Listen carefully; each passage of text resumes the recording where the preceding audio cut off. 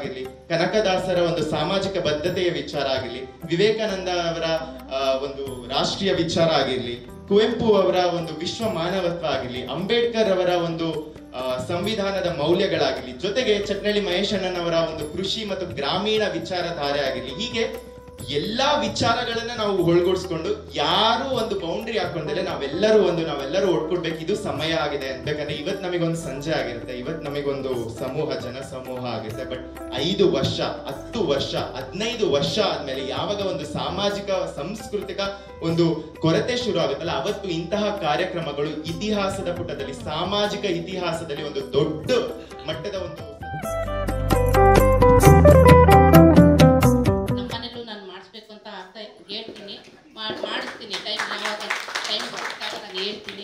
ನುಡಿದಂತೆ ನಡೆ, ನಡೆದಂತೆ ನುಡಿ, ನುಡಿಯೊಳಗಾಗಿ ನಡೆಯದಿದ್ದರೆ ಮೆಚ್ಚನ ಪರಮಾತ್ಮನು. ಗೊತ್ತು ನಿಮಗೆ, ಯಾಕಪ್ಪ ಅಂದ್ರೆ ಪನ್ನೀರ್ ಗಿಂಡಿ ದಿವಸ ಒಬ್ಬನ ಕೈಲಿ ಕೊಟ್ಬಿಡೋರು, ಅವ್ನು ಎಂಟ್ರೆಲ್ಲ ಬರ್ಬೇಕಾದ್ರೆ ಚುಂಕಿಸ್ತಾ ಬರೋಣ, ಅದ್ರೊಳಗೆ ಪರ್ಫ್ಯೂಮ್ ತುಂಬಿರೋರು ಚುಂಕಿಸ್ತಾ ಬರೋಣಲ್ವಾ. ಅವ್ನು ಎಷ್ಟು ಬುದ್ಧಿವಂತ ಆಯ್ತನಪ್ಪ ಅಂದ್ರೆ ಎಲ್ಲರಿಗೂ ಚುಂಕಿಸೋನು. ಅವ್ರ ಅತ್ತೆ ಮಗಳು ಬಂದ್ಬಿಟ್ರೆ ಒಂಚೂರು ಜಾಸ್ತಿ ಆಗ್ಬಿಡೋದು. ನಮ್ಮ ರೋಹನ್ ಹೇಳ್ತಿರ್ತಕ್ಕಂಥ ಮಾತಲ್ಲಿ ಹೇಳ್ತಿದ್ರು ದುರ್ಗಿ ಇದ್ದಂಗೆ ಅಂತೇಳಿ. ರೈಟ್, ತಾಯಂದ್ರನ್ನ ಮಹಿಳೆಯರನ್ನ ಅತ್ತಂಗಿರನ್ನ ದುರ್ಗಿ ಅಂತ ಒಪ್ಕೊಳ್ಳೋಣಪ್ಪ. ನಮ್ಮ ಮಾಮ ಗೊತ್ತದು, ನಾನು ಕಾಲೇಜ್ ಹುಡುಗರ ಭಾಷಣ ಮಾಡಿದ್ರೆ ನೀವು ಹೇಳ್ತದೆ 100% ಸರಿ. ನಾವು ಕಾಲೇಜ್ ಓದ್ತಾ ಇರೋ ಹುಡುಗ ಹೆಂಗೆ ಹೇಳ್ತೀಯ, ಆ ಹುಡುಗಿ ಪಕ್ಕ ಕೂತಿರ್ತೀನಲ್ಲ, ಒಂಚೂರು ಕತ್ತನ್ನ ಅವಳು ಹೆಗಲ ಮೇಲೆ ಹಾಕ್ತೀನಪ್ಪ. ಆಗ್ತಿದ್ದಂಗ್ಲ ಸುಮ್ಮನಿರ್ತಾಳೆ ಅವಳು, ದುರ್ಗ್ಯಾಡ್ದಂಗೆ ಆಡ್ತಾಳೆ ಕಣ, ಏದು ಹೊಡೆಯೋಕೆ ಬಂದ್ಬಿಡ್ತಾಳೆ, ಬಾಯಿ ಬಂದಂಗೆ ಬೈದು ಬಿಡ್ತಾಳೆ, ಕೆರಳಿ ನಿಂತ್ಕೊಂಡ್ಬಿಡ್ತಾಳೆ ಕಣ. ಅದೇ ನನ್ನ ಹೆಗಲ ಮೇಲೆ ಆ ಹುಡುಗಿ ಕತ್ತಾಕಿದ್ಲು ಅಂತ ಇಟ್ಕೋಣ, ನಾನು ಸಕ್ಕರೆ ಪಟ್ಟದಾಗ ಇಳಿಬೇಕಲ್ವಾ, ಆ ಹುಡುಗಿ ತೊಂದರೆ ಆಗಬಾರ್ದು ಅಂತೇಳಿ ಕಡೂರು ತನಕ ಹೋಗ್ತೀನಿ ಕಣ. ಇಲ್ಲಪ್ಪ ಯಾರಾದ್ರೂ ಇನ್ವಿಟೇಷನ್ ಕೊಟ್ಟು ಕರೆದಾಗ, ಅಯ್ಯೋ ನೀನೇನ ಕರಿದೇ ಮಾಡ್ತೀಯಣ್ಣ, ಕರಿತೀಯಾ, ಈಗ ಆಗ್ತಿರೋ ಕರೋನಾ ನೋಡ್ರಿ, ಆಕ್ಸಿಡೆಂಟ್ ಆಗಿದ್ರೆ ಅಲ್ಲಿ ತನಕ ಇರ್ತೀನಿ ಹೆಂಗ ಗೊತ್ತಿಲ್ಲ, ನೋಡ ತಗೊಂಬಾರ ಇದ್ರು ಬರ್ತಿದ್ದ ಯಾರು ಅಂತಾರ.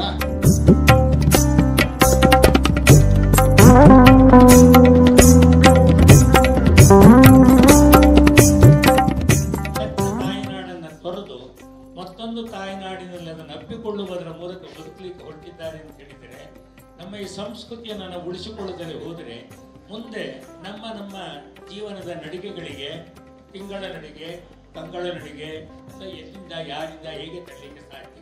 ನಾಯಿನಾದರೂ ಸಾಕ್ತೀವಿ, ತಾಯಿ ಸಾಕಲ್ಲ ಅಂತ ಕೂತೀವಿ. ತಾಯಿ ಬಾಯಿಗೆ ನಾವು ಅನ್ನ ಹಾಕದರೆ ನಾಯಿ ಬಾಯಿಗೆ ಅನ್ನ ಹಾಕಿ ತಾಯಿ ಬಾಯಿಗೆ ಅನ್ನ ಹಾಕೋದು ಬಿಟ್ಟು ಅವಳನ್ನೆಲ್ಲೋ ಬೇರೆ ಕಡೆ ತಳ್ಳಿ ಅವಳು ಸತ್ತಾಗಲೂ ಕೂಡ ಇವಳು ನನ್ನ ತಾಯಿ ಅಲ್ಲ, ನನ್ನ ಮಣ್ಣು ಹಾಕಲ್ಲ ಅಂತ ಹೇಳುವಷ್ಟರ ಮಟ್ಟಿಗೆ ನಾವು ಸಮಾಜದಲ್ಲಿ ಬದುಕ್ತಾ ಬಂದಿದ್ದೀವಲ್ಲ. ಮಕ್ಕಳ ತಲೆಯೊಳಗೆ ಏನು ಉಂಟು ಕಂದ, ಮುಂಜಾವಿನ ಹೂವಿನೊಳಗೆ ಮಕರಂದ, ಹಿರಿಯರ ತಲೆಯೊಳಗೆ ಏನು ಉಂಟು ಹೇಳು, ತುಂಬಿಕೊಂಡಿದೆ ಅಂತ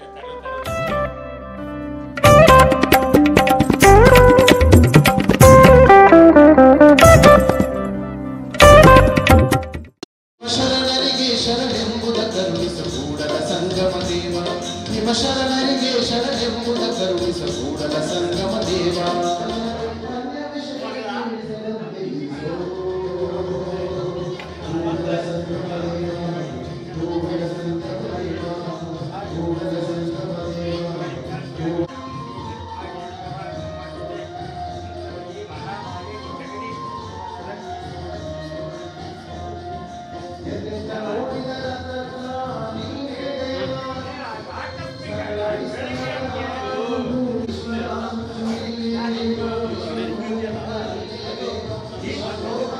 ಅಂಗಳದೆಡೆಗೆ ಮಂಗಳ ನುಡಿ ನಡೆಗೆ ಎಂಬ ಒಂದು ಅಭಿಯಾನದಲ್ಲಿ ಇಂದು ಶ್ರೀ ಜಗದೀಶ್ ರವರ ಸ್ವಗ್ರಹದಲ್ಲಿ ಇಂದು ಶ್ರೀ ಭದ್ರಕಾಳಿ ದೇವತಾ ಪೂಜಾ ಕಾರ್ಯಕ್ರಮದೊಂದಿಗೆ ಸಾಕ್ಷಿಯ ಪ್ರಜ್ಞೆಯ ಮಹತ್ವ ಎಂಬ ವಿಷಯದ ಕಾರ್ಯಕ್ರಮದ ಎಲ್ಲ ಅತಿಥಿಗಳು ಆಗಮಿಸಿದ್ದಾರೆ. ಈ ಕಾರ್ಯಕ್ರಮದ ಮೊದಲಿಗೆ ಪ್ರಾರ್ಥನೆ ಶ್ರೀಮತಿ ಸುಮಿತ್ರಾ ಶಾಸ್ತ್ರಿ ಮತ್ತು ತಂಡದವರಿಂದ. ದುರ್ಗೆ ಸರ್ವಶಕ್ತಿ ಜಗನ್ಮಾತೆ ಶರಣು ಶರಣು ಜಯ ದುರ್ಗೆ ಸರ್ವಶಕ್ತಿ ಜಗನ್ಮಾತೆ ಶರಣು ಶರಣು ಶಿವ ಗೌರಿ ರಕ್ಷಿಸಮ್ಮ ಸುಖದಾತೆ ಶರಣು ಶರಣು ಶಿವ ಗೌರಿ ರಕ್ಷಿಸಮ್ಮ ಸುಖದಾತೆ ಶರಣು ಶರಣು ಜಯ ದುರ್ಗೆ ಸರ್ವಶಕ್ತಿ ಜಗನ್ಮಾತೆ ಶರಣು ಶರಣಾರ್ಥಿ. ಇವರ ಮಧುರ ಕಂಠ ಈಗಾಗಲೇ ಪುಷ್ಪಗಿರಿಯಿಂದ ಹಿಡಿದು ಚಿಕ್ಕಮಗಳೂರು, ಹಾಸನ, ಶಿವಮೊಗ್ಗ ಮಾಧುರ್ಯವನ್ನು ನಾವು ಕೇಳ್ತಾ ಇದ್ದೀವಿ. ಅವರಿಂದ ಒಂದು ಗೀತೆ.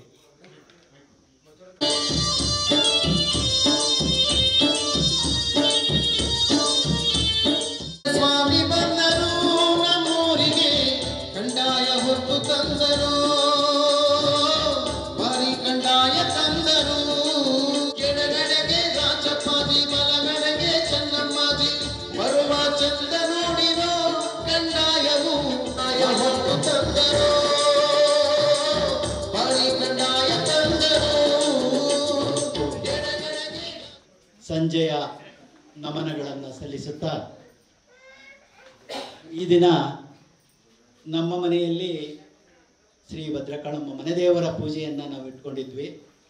ಅದರ ಜೊತೆಯಲ್ಲಿ ಜೊತೆಯಾಗಿ ತಿಂಗಳಾದ್ಯಂತ ಈ ತಿಂಗಳಲ್ಲಿ ಅನೇಕ ಕಾರ್ಯಕ್ರಮಗಳನ್ನು ಮಾಡಿಕೊಂಡು ಬರ್ತಾ ಇರೋದು ಈ ಮಾಧ್ಯಮ ಸಂಸ್ಕೃತಿ ಪ್ರತಿಷ್ಠಾನ, ಅಖಿಲ ಭಾರತೀಯ ಸಾಹಿತ್ಯ ಪರಿಷತ್ತು, ಐಸಿರಿ ಫೌಂಡೇಶನ್, ಐಸಿರಿ ಟುಡೇ ಮಾಧ್ಯಮ ಇವುಗಳ ವತಿಯಿಂದ ಈ ಒಂದು ತಿಂಗಳ ಕಾರ್ಯಕ್ರಮವನ್ನು, ಅದು ಹೆಸರು ಎಷ್ಟು ಚೆಂದಾಗಿ ಚಟ್ನಳ್ಳಿ ಮಹೇಶ್ರವರು ಇಟ್ಟಿದ್ದಾರೆ ಅಂತಂದರೆ, ಇದು ಶ್ರಾವಣ ಮಾಸದಲ್ಲಿ ಅಂಗಳದೆಡೆಗೆ ಮಂಗಳ ನುಡಿ ನಡಿಗೆ ಅಭಿಯಾನವಂತ ಹೇಳಿ ಈ ಒಂದು ತಿಂಗಳ ಕಾರ್ಯಕ್ರಮವನ್ನು ಇಟ್ಕೊಂಡಿದ್ದಾರೆ.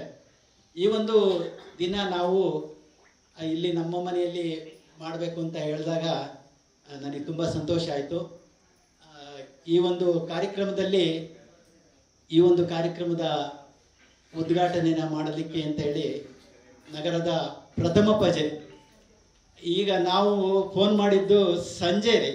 ನಿಜಕ್ಕೂ ಅವರ ಸರಳತನ ಎಷ್ಟು ಅನ್ನೋದಕ್ಕೆ ನನ್ನ ಸ್ನೇಹಿತ ದಿನೇಶ್ ಅವ್ರಿಗೆ ಫೋನ್ ಮಾಡಿ ಹೀಗೆ ನಾವು ಕಾರ್ಯಕ್ರಮ ಮಾಡ್ತಾಯಿದ್ದೀವಿ, ಶ್ರಾವಣ ಸಂಜೆ ಉದ್ಘಾಟನೆ ಮಾಡೋಕ್ಕೆ ಬರಬೇಕು ಮೇಡಮ್ ಅಂತ ಹೇಳಿದಾಗ ನಿಜಕ್ಕೂ ಬಿಳೇಕಲ್ಲಿಗೆ ಹೋಗಿ ಬಂದಿದ್ದಾರೆ ನಮ್ಮ ಮನೆ ಹತ್ರಕ್ಕೆ. ನಮ್ಮ ಮನೆ ಬಿಳೇಕಲ್ಲಿಗೆ ಹೋಗಿ ಇಲ್ಲಿಗೆ ಬಂದಿದ್ದಾರೆ. ಅವರು ಈ ಒಂದು ನಮ್ಮ ಕಾರ್ಯಕ್ರಮಕ್ಕೆ ಬಂದಿದ್ದಕ್ಕೆ ತುಂಬ ಸಂತೋಷ ಆಯಿತು. ಅವರಿಗೆ ಎಲ್ಲರ ಪರವಾಗಿ ಹೃತ್ಪೂರ್ವಕವಾದ ಸ್ವಾಗತವನ್ನು ಬಯಸ್ತಾ ಇದ್ದೇನೆ.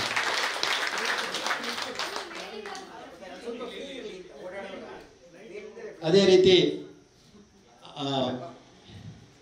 ಈ ದಿನ ಕಾರ್ಯಕ್ರಮದಲ್ಲಿ ಇನ್ನೊಬ್ಬರನ್ನ ನಾವು ಅತಿಥಿಗಳನ್ನ ನಾನು ಹೇಳ್ತಾ ಇದ್ದೆ, ಕಣ್ಣಮ್ಮನಿಗೆ ಋಣನ ಬಂದ ರೂಪಿಣಿ ಮುಂದಿಂದು ಇದೆಯಲ್ಲ, ಆ ಥರ ನಮ್ಮ ಮನೆಗೂ ಕಣ್ಣನ್ ಮಾಮನಿಗೂ ನಮಗೂ ಎಷ್ಟು ಆತ್ಮೀಯತೆ ಅನ್ನೋದಕ್ಕೆ ಇವತ್ತು ಅವ್ರು ಬೆಂಗಳೂರಲ್ಲಿ ಇದ್ರಂತೆ.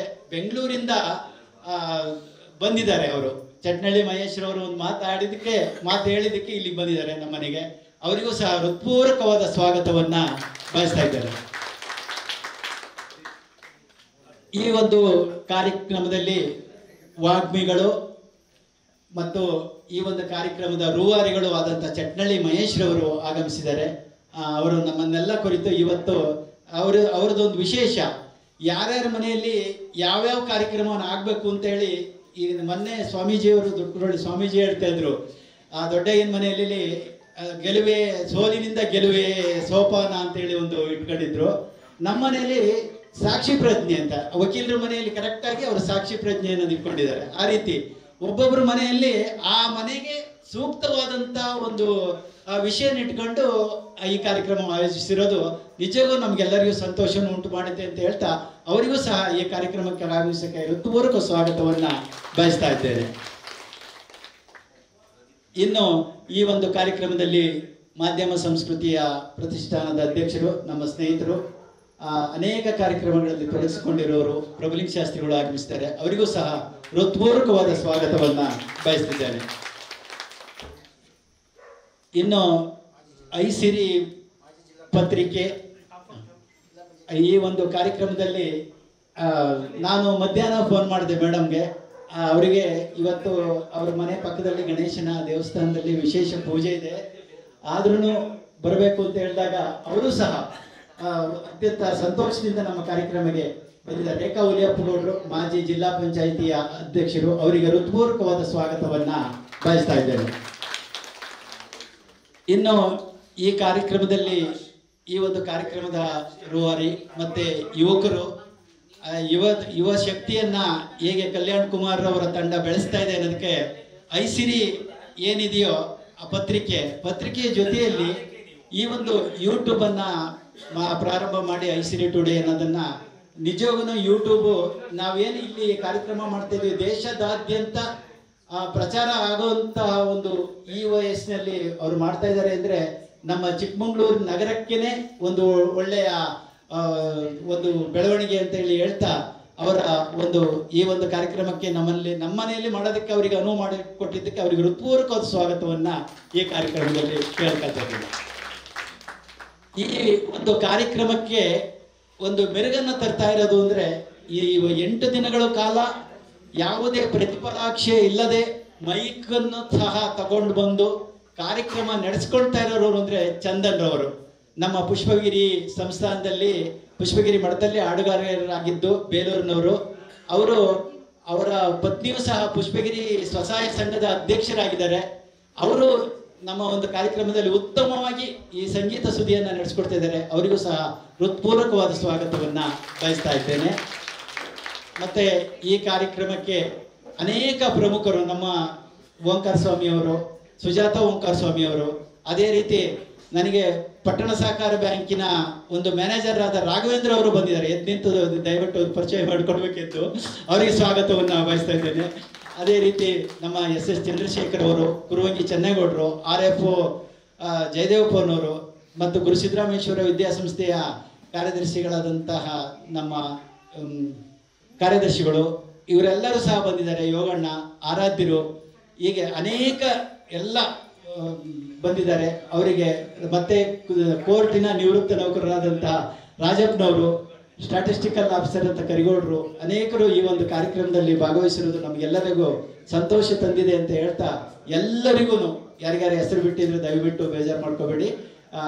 ಎಲ್ಲರಿಗೂ ಸಹ ಹೃತ್ಪೂರ್ವಕವಾದ ಸ್ವಾಗತವನ್ನ ಬಯಸ್ತಾ, ಅದೇ ರೀತಿ ನಮ್ಮ ಗ್ರಾಮದ ಬಿಳೆಕಲ್ಲಿನ ಶಿಕ್ಷಕರಾಗಿ ಸಮಾಜಮುಖಿಯಾಗಿ ಕೆಲಸ ಮಾಡ್ತಿರುವಂತ ಜಯಶಂಕರ್ ಅವರು ಆಗಮಿಸಿದ್ದಾರೆ. ಅವರಿಗೂ ಸಹ ಸ್ವಾಗತವನ್ನ ಬಯಸ್ತಾ ಇದ್ದೇನೆ. ಮತ್ತೆ ಇಲ್ಲಿ ಆಗಮಿಸಿರತಕ್ಕಂಥ ಎಲ್ಲರಿಗೂ ದೀಪಾ ಬಾರ್ ಓನರು ಸಹ ಈ ಒಂದು ಕಾರ್ಯಕ್ರಮದಲ್ಲಿ ಬಂದಿದ್ದಾರೆ. ಅವರಿಗೂ ಸಹ ಸ್ವಾಗತವನ್ನ ಬಯಸ್ತಾ ಇದ್ದೇನೆ. ಮತ್ತೆ ಸಾಹಿತ್ಯ ಸುಧೆಯ ನಮ್ಮ ಲೋಕೇಶ್ ಅಣ್ಣ ಬಂದಿದ್ದಾರೆ. ಅವರಿಗೂ ಸಹ ಸ್ವಾಗತವನ್ನ ಬಯಸ್ತಾ ಇದ್ದೇನೆ. ಅದೇ ರೀತಿ ಇನ್ನ ಉಳಿದವರು ಸಹ ಎಲ್ಲರೂ ಇದ್ದೀರಿ, ದಯಮಾಡಿ ಕ್ಷಮಿಸ್ಬೇಕು ಯಾರನ್ನಾರು ಹೆಸರು ಬಿಟ್ಟಿದ್ರೆ ಅಂತ ಹೇಳ್ತಾ ಎಲ್ಲರಿಗೂ ಸುಸ್ವಾಗತ. ಮತ್ತೆ ಕುರುವಂಗಿಯ ವಿರೂಪಾಕ್ಷ ಅವರ ತಂದೆ ಚೆನ್ನೇಗೌಡರು ಸಹ ಈ ಒಂದು ಕಾರ್ಯಕ್ರಮದಲ್ಲಿ ಭಾಗವಹಿಸಿದ್ದಾರೆ. ಅವರಿಗೂ ಸಹ ಸ್ವಾಗತವನ್ನ ಬಯಸ್ತಾ ಇದ್ದೇನೆ. ಬಸವರಾಜ್ ಪೊಲೀಸ್ ASI ಬಸವರಾಜರವರು, ಅವರ ಕುಟುಂಬದವರು ಮತ್ತು ಇನ್ನೆಲ್ಲರೂ ಆಗಮಿಸಿದ್ದಾರೆ. ಎಲ್ಲರಿಗೂ ಸಹ ಸ್ವಾಗತವನ್ನು ಬಯಸ್ತಾ ನನ್ನ ಸ್ವಾಗತ ಕಾರ್ಯಕ್ರಮಕ್ಕೆ ಪರಿಸಮಾಪ್ತಿಯನ್ನು ಆಡ್ತಾ ಇದ್ದೇನೆ. ಎಲ್ಲರಿಗೂ ನಮಸ್ಕಾರಗಳು. ನರಿಗುಡ್ನಳ್ಳಿ ಗ್ರಾಮ ಹಾಗೂ ಊರಿನ ಆರಾಧ್ಯ ದೈವ ಮತ್ತು ನಮ್ಮೆಲ್ಲರ ಶಕ್ತಿಯಾಗಿರುವಂತಹ ಆಂಜನೇಯ ಸ್ವಾಮಿಯನ್ನ ಸ್ಮರಿಸುತ್ತಾ, ವರಮಹಾಲಕ್ಷ್ಮಿ ಹಬ್ಬದ ವಾರದಲ್ಲಿದ್ದೇವೆ. ತಾಯಿಯೊಳಗೆ ಕೂತಿ ನಮ್ಮೆಲ್ಲರಿಗೂ ಈ ಸಂಜೆಯನ್ನ ನಡೆಸ್ಕೊಡುವಂತ ಆಶೀರ್ವಾದ ಮಾಡಿದ್ದಾಳೆ ತಾಯಿ. ಹಾಗಾಗಿ ಆ ದೇವಿ ವರಮಹಾಲಕ್ಷ್ಮಿ ಆ ಪಾದಗಳಿಗೂ ಕೂಡ ನಮಸ್ಕಾರ ಮಾಡುತ್ತಾ, ಇವತ್ತಿನ ಈ ಕಾರ್ಯಕ್ರಮದಲ್ಲಿ ವೇದಿಕೆ ಮೇಲೆ ಉಪಸ್ಥಿತರಿರುವ ಅಷ್ಟು ಗಣ್ಯರು, ಗುರು ಹಿರಿಯರು ಎಲ್ಲರೂ ಇದ್ದಾರೆ. ಅವರೆಲ್ಲರಿಗೂ ನಮಸ್ಕಾರ ಮಾಡುತ್ತಾ, ಇಲ್ಲಿ ನೆರೆದಿರುವಂತಹ ಎಲ್ಲ ಆತ್ಮೀಯರು, ಗುರು ಹಿರಿಯರು, ಅಕ್ಕಂದಿರು, ಅಣ್ಣಂದಿರು ಮತ್ತು ತಂದೆಯಂದಿರು, ತಾಯಂದಿರು ಎಲ್ಲರೂ ಇದ್ದಾರೆ. ಎಲ್ಲರಿಗೂ ಈ ಶುಭ ಸಂಜೆಯ ನಮಸ್ಕಾರಗಳು. ಬಂಧುಗಳೇ, ನಾವು ಇವತ್ತು 18ನೇ ದಿನ, ಶ್ರಾವಣ ಮಾಸದ ಪ್ರವಚನ ಮಾಲಿಕೆಯ 18ನೇ ದಿನದಲ್ಲಿ ನಾವಿದ್ದೇವೆ. ಇದು ಪ್ರಾಸ್ತಾವಿಕ ನುಡಿ ಆಗಿರೋದ್ರಿಂದ ನಾನು ಚಿಕ್ಕದಾಗಿ ಚೊಕ್ಕದಾಗಿ ಹೇಳ್ತೀನಿ, ಯಾಕೆಂದ್ರೆ ಗುರು ಹಿರಿಯರಿದ್ದಾರೆ, ಅವ್ರ ಮುಂದೆ ಮಾತಾಡೋದು ನಂಗೆ ತುಂಬಾ ಮಾತಾಡೋದು ಚಿಕ್ಕವನಾಗಿ, ಇನ್ನು ಅನುಭವ ಕಮ್ಮಿ, ಜೊತೆಗೆ ಅವ್ರ ಮಧ್ಯೆ ಕುತ್ಕೊಳ್ಳೋ ಅಂತದೇ ಒಂದು ಭಾಗ್ಯ. ಮಾಧ್ಯಮ ಸಂಸ್ಕೃತಿ ಪ್ರತಿಷ್ಠಾನ, ಅಖಿಲ Bharatiya Sahitya Parishat, Isiri foundation in collaboration with Isiri today. ನಾವು ನಮ್ಮ ಮಾರ್ಗದರ್ಶಕರಾದ ಚಟ್ನಳ್ಳಿ ಮಹೇಶ್ ಅಣ್ಣನವರಾಗಿರ್ಲಿ, ಪ್ರಭುಲಿಂಗ ಶಾಸ್ತ್ರಿ ಅಣ್ಣನವರಾಗಿರ್ಲಿ, ಅಥವಾ ಆಯೋಜಕರು ಎಲ್ಲರೂ ಒಂದು ಈ ನಿರ್ಧಾರ, ಶ್ರಾವಣ ಮಾಸದ ಪ್ರವಚನ ಮಾಲಿಕೆ ಅಂಗಳದೆಡೆಗೆ ಮಂಗಳ ನುಡಿ ನಡಿಗೆ, ಇಂಥ ಹೆಸರಿದೆ. ಜಗದೀಶ್ ಅಣ್ಣನವರು ಇವತ್ತು ಹೇಳಿದ್ರು. ನೀವು ಗಮನಿಸಬಹುದು, ಅಲ್ಲಿ 3 ಸಂಸ್ಥೆಗಳಿವೆ. ಆ 3 ಸಂಸ್ಥೆಗಳಲ್ಲಿ ನೀವು 3 ಪದಗಳನ್ನು ನೋಡ್ಬೋದು. ಮಾಧ್ಯಮ ಸಂಸ್ಕೃತಿ ಪ್ರತಿಷ್ಠಾನದಲ್ಲಿ ಸಂಸ್ಕೃತಿ ಇದೆ, ಅಖಿಲ ಭಾರತೀಯ ಸಾಹಿತ್ಯ ಪರಿಷತ್ತಲ್ಲಿ ಸಾಹಿತ್ಯ ಇದೆ, ಐಸಿರಿ ಫೌಂಡೇಶನ್, ಐಸಿರಿ ಟುಡೇ ಒಂದು ಸಾಮಾಜಿಕವಾದ ವಿಚಾರದ ಮೇಲೆ ಒಂದು ಕೆಲಸ ಮಾಡ್ತಿರುವಂತ ಯುವ ಸಂಸ್ಥೆ. ಸೊ ಸಮಾಜ, ಸಂಸ್ಕೃತಿ, ಸಾಹಿತ್ಯ, ಈ 3ಅನ್ನು ನಾವು ಇಟ್ಕೊಂಡು ಯಾಕೆ ಇದಕ್ಕೆ ತೊಡಗಿಸ್ಕೊಂಡಿದೀವಿ ಅಂದ್ರೆ, ನಮ್ಮ ನಾಳೆಗಳಿಗೆ, ನಮ್ಮ ನಾಳೆಗಳು ನಿಂತಿರುವಂಥದ್ದು ನಮ್ಮ ಭರವಸೆ ಮೇಲೆ, ಜೊತೆಗೆ ನಾಳೆಯ ಸುಧಾರಣೆ ಮೇಲೆ.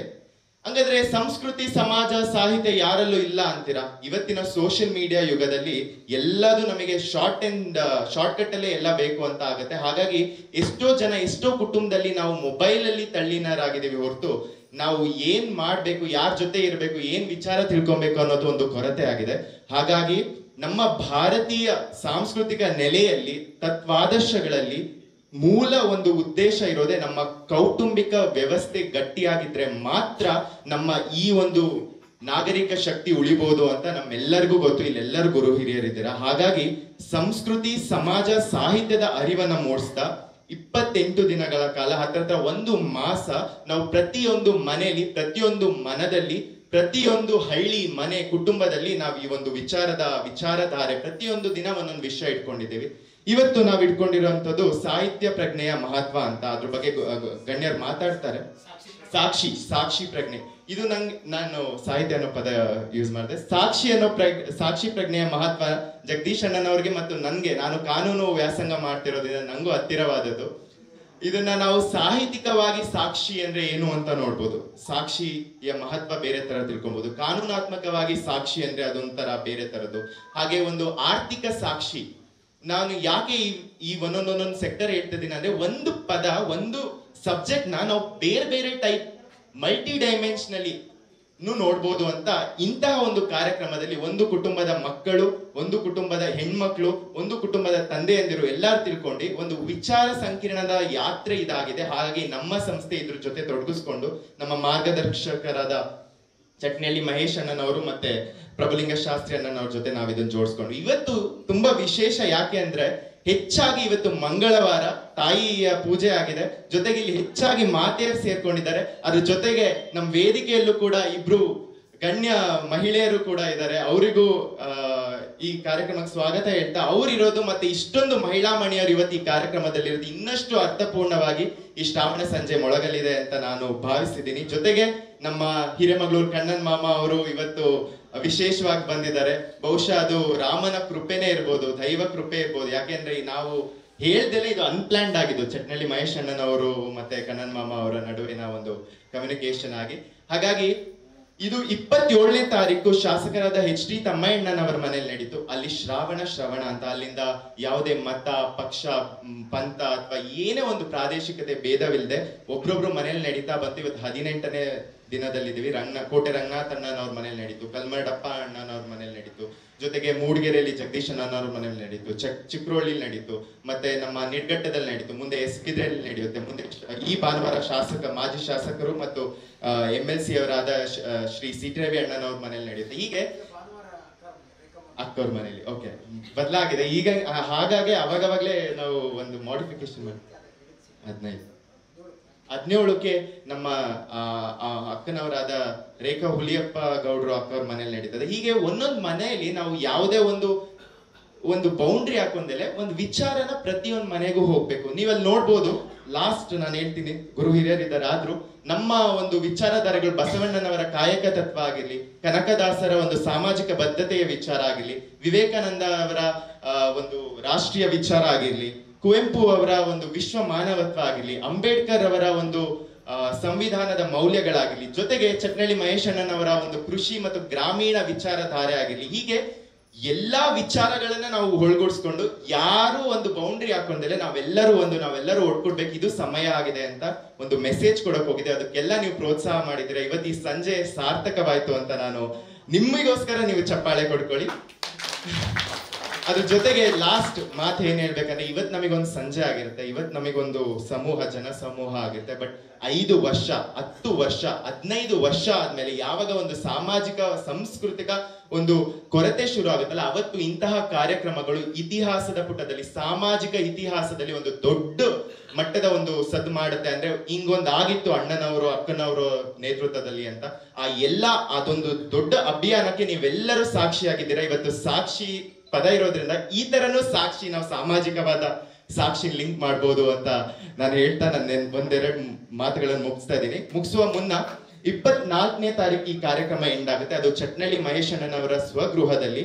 ಅವರು ಯುವ ಶಕ್ತಿಗೆ ಒಂದು ಪ್ರೇರಣೆ ಆಗಿರೋದ್ರಿಂದ ಚಟ್ನಳ್ಳಿ ಟೇಸ್ಟ್ ಫುಡ್ ಘಟಕದ ಒಂದು ಅದು ಕೂಡ ಉದ್ಘಾಟನೆ ಆಗಲಿದೆ. ಅವತ್ತು ನೀವು ಬರಬೇಕು.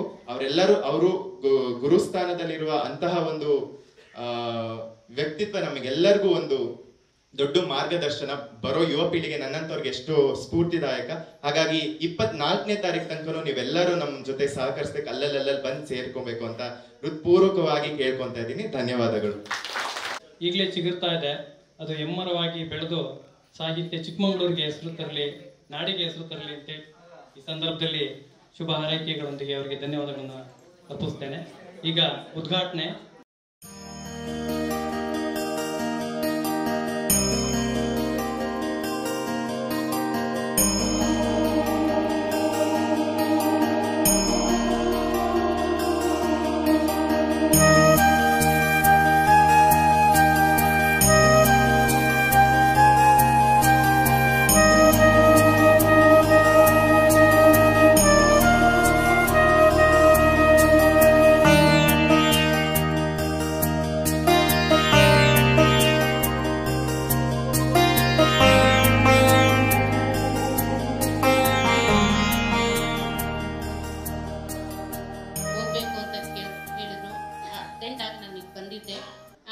ಈ ಪ್ರವಚನ ಇಲ್ಲಿಗೆ ಮುಗಿಯೋದ್ರಿಂದ ಎಲ್ಲರ ಮನೆಗಳಲ್ಲೂ ನಮ್ಮ ಮನೆಯಲ್ಲೂ ನಾನು ಮಾಡಿಸ್ಬೇಕು ಅಂತ ಹೇಳ್ತೀನಿ, ಮಾಡಿಸ್ತೀನಿ. ಯಾವಾಗ ಟೈಮ್ ಸಿಕ್ಕಾಗ ನಾನು ಹೇಳ್ತೀನಿ, ಆಗ ನಾನು ಮಾಡಿಸ್ತೀನಿ ಅಂತ ಹೇಳ್ತಾ ಈ ಕಾರ್ಯಕ್ರಮಕ್ಕೆ ನನ್ನನ್ನು ಕರೆಸಿದ್ದಕ್ಕೆ ತುಂಬ ಧನ್ಯವಾದಗಳನ್ನು ಹೇಳ್ತೇನೆ. ಮಹೇಶ್ ಅಣ್ಣವರೇ, ಪ್ರಭುಲಿಂಗ ಶಾಸ್ತ್ರಿಗಳೇ, ಹಾಗೂ ಈ ಕಾರ್ಯಕ್ರಮವನ್ನು ತಮ್ಮ ಮನೆಯಂಗಳದಲ್ಲಿ ನಡೆಸ್ಕೊಡ್ತಿರುವಂತಹ ಜಗದೀಶ್ ಅಣ್ಣವರೇ, ಹಾಗೆ ಪ್ರಾಸ್ತಾವಿಕ ನುಡಿಯನ್ನು ಅತ್ಯಂತ ಸುಂದರವಾಗಿ ಆಡಿದಂತಹ ರೋಹನ್ ಭಾರ್ಗವಪುರಿರವರೇ, ಹಾಗೂ ವೇದಿಕೆ ಮೇಲೆ ಉಪಸ್ಥಿತಿರುವಂತಹ ಎಲ್ಲ ಗಣ್ಯರೇ, ಎಲ್ಲ ನನ್ನ ಆತ್ಮೀಯ ಸಹೋದರ ಸಹೋದರಿಯರೇ, ಈಗಾಗಲೇ ಎಲ್ಲರೂ ಹೇಳ್ದಾಗೆ ಅಂಗಳದೆಡೆಗೆ ಮಂಗಳ ನುಡಿ ನಡಿಗೆ. ಈ ಮಾತನ್ನು ಕೇಳಿದಾಗ ಒಂದು ಶರಣರ ಒಂದು ವಚನ ನೆನಪಾಗುತ್ತೆ. ನುಡಿದಂತೆ ನಡೆ, ನಡೆದಂತೆ ನುಡಿ, ನುಡಿಯೊಳಗಾಗಿ ನಡೆಯದಿದ್ದರೆ ಮೆಚ್ಚನ ಪರಮಾತ್ಮನು ಅನ್ನುವಂತಹ ವಾಕ್ಯಕ್ಕೆ ಅನ್ವರ್ಥವಾಗಿ ಇದನ್ನ ಇಟ್ಕೊಂಡಿರೋದ್ರ ಜೊತೆಗೆ ಇವತ್ತು ಏನೀಗ ಒಂದು ಸಬ್ಜೆಕ್ಟ್ ಕೊಟ್ಟಿದ್ದಾರೆ, ಸಾಕ್ಷಿ ಪ್ರಜ್ಞೆ. ಅಂದರೆ ನಾವು ಮಾತಾಡ್ಬೇಕಾದ್ರೆ ಏನು ಮಾತಾಡ್ತೀವಿ ಅನ್ನೋದನ್ನ ಆ ಪ್ರಜ್ಞೆ ಇರಬೇಕು. ಏನು ಮಾತಾಡಿದೀವಿ ಅಂತ ಅರಿವಿಲ್ಲದೆ ಮಾತಾಡಿ ಅದರಂತೆ ನಾವು ನಡೆದೇ ಇದ್ದಾಗ ನಮ್ಮ ಮಾತಿಗೆ ಯಾವುದೇ ಬೆಲೆ ಬರೋದಿಲ್ಲ. ಒಬ್ಬ ವ್ಯಕ್ತಿಯ ವ್ಯಕ್ತಿತ್ವ ರೂಪುಗೊಳ್ಳೋದು ಅಥವಾ ಆ ವ್ಯಕ್ತಿತ್ವಕ್ಕೆ ಮೆರುಗು ನೀಡೋದು ಅವರು ಮಾತು ಮತ್ತು ನಡತೆಯಲ್ಲಿ ಇರುವಂತಹ ಒಂದು ಹೊಂದಾಣಿಕೆ, ವ್ಯತ್ಯಾಸ ಇಲ್ಲದೆ ಇರೋದು ಒಬ್ಬ ವ್ಯಕ್ತಿಯ ವ್ಯಕ್ತಿತ್ವವನ್ನು ಅಮೋಘವನ್ನಾಗಿ ಮಾಡುತ್ತೆ. ಅಂತಹ ಒಂದು ಅದ್ಭುತವಾದಂತಹ ವಿಷಯವನ್ನು ಇಟ್ಕೊಂಡು ಇವತ್ತು ನಮ್ಮಲ್ಲಿರುವಂತಹ ಒಂದು ಸ್ಥಿತಿ ಪ್ರಜ್ಞೆಯನ್ನು ಜಾಗೃತಗೊಳಿಸುವಂತಹ ಮತ್ತು ಮಾತನಾಡುವಲ್ಲಿ ನಾವು ಹೇಗೆ ಎಚ್ಚರಿಕೆಯನ್ನು ವಹಿಸಬೇಕು ಅನ್ನೋದನ್ನು ಅತ್ಯಂತ ಮನೋಜ್ಞವಾಗಿ ನಮ್ಮ ಕಣ್ಣನ್ ಮಾಮ ಅವರು ಮತ್ತು ನಮ್ಮ ತುಂಬ ವಾಗ್ಮಿಗಳಾದಂತಹ ಚಟ್ನಳ್ಳಿ ಮಹೇಶಣ್ಣವರು ನಿಮಗೆಲ್ರಿಗೂ ಉಣಬಡಿಸಲವರಿದ್ದಾರೆ. ಆದರೆ ನನಗೆ ಇದು ಕೇಳುವಂತಹ ಭಾಗ್ಯ ಇಲ್ಲ ಅಂತ ಅಂದ್ಕೊಳ್ತೀನಿ. ನಾನು ಇನ್ನೊಂದು ಬೇಗ ಹೋಗ್ಬೇಕಾಗಿರೋದ್ರಿಂದ ಮಧ್ಯದಲ್ಲಿ ಹೋಗ್ತಾ ಇದ್ದೀನಿ. ಅದಕ್ಕೆಲ್ಲ ನಿಮ್ಮಲ್ಲಿ ಕ್ಷಮೆಯನ್ನು ಯಾಚಿಸ್ತಾ ಹೋಗ್ಲಿಕ್ಕೆ ಅನುಮತಿಯನ್ನು ಕೋರ್ತಾ ತಮ್ಮೆಲ್ಲರಿಗೂ ವಂದಿಸಿ ನನ್ನ ಮಾತನ್ನು ಮುಗಿಸ್ತೇನೆ.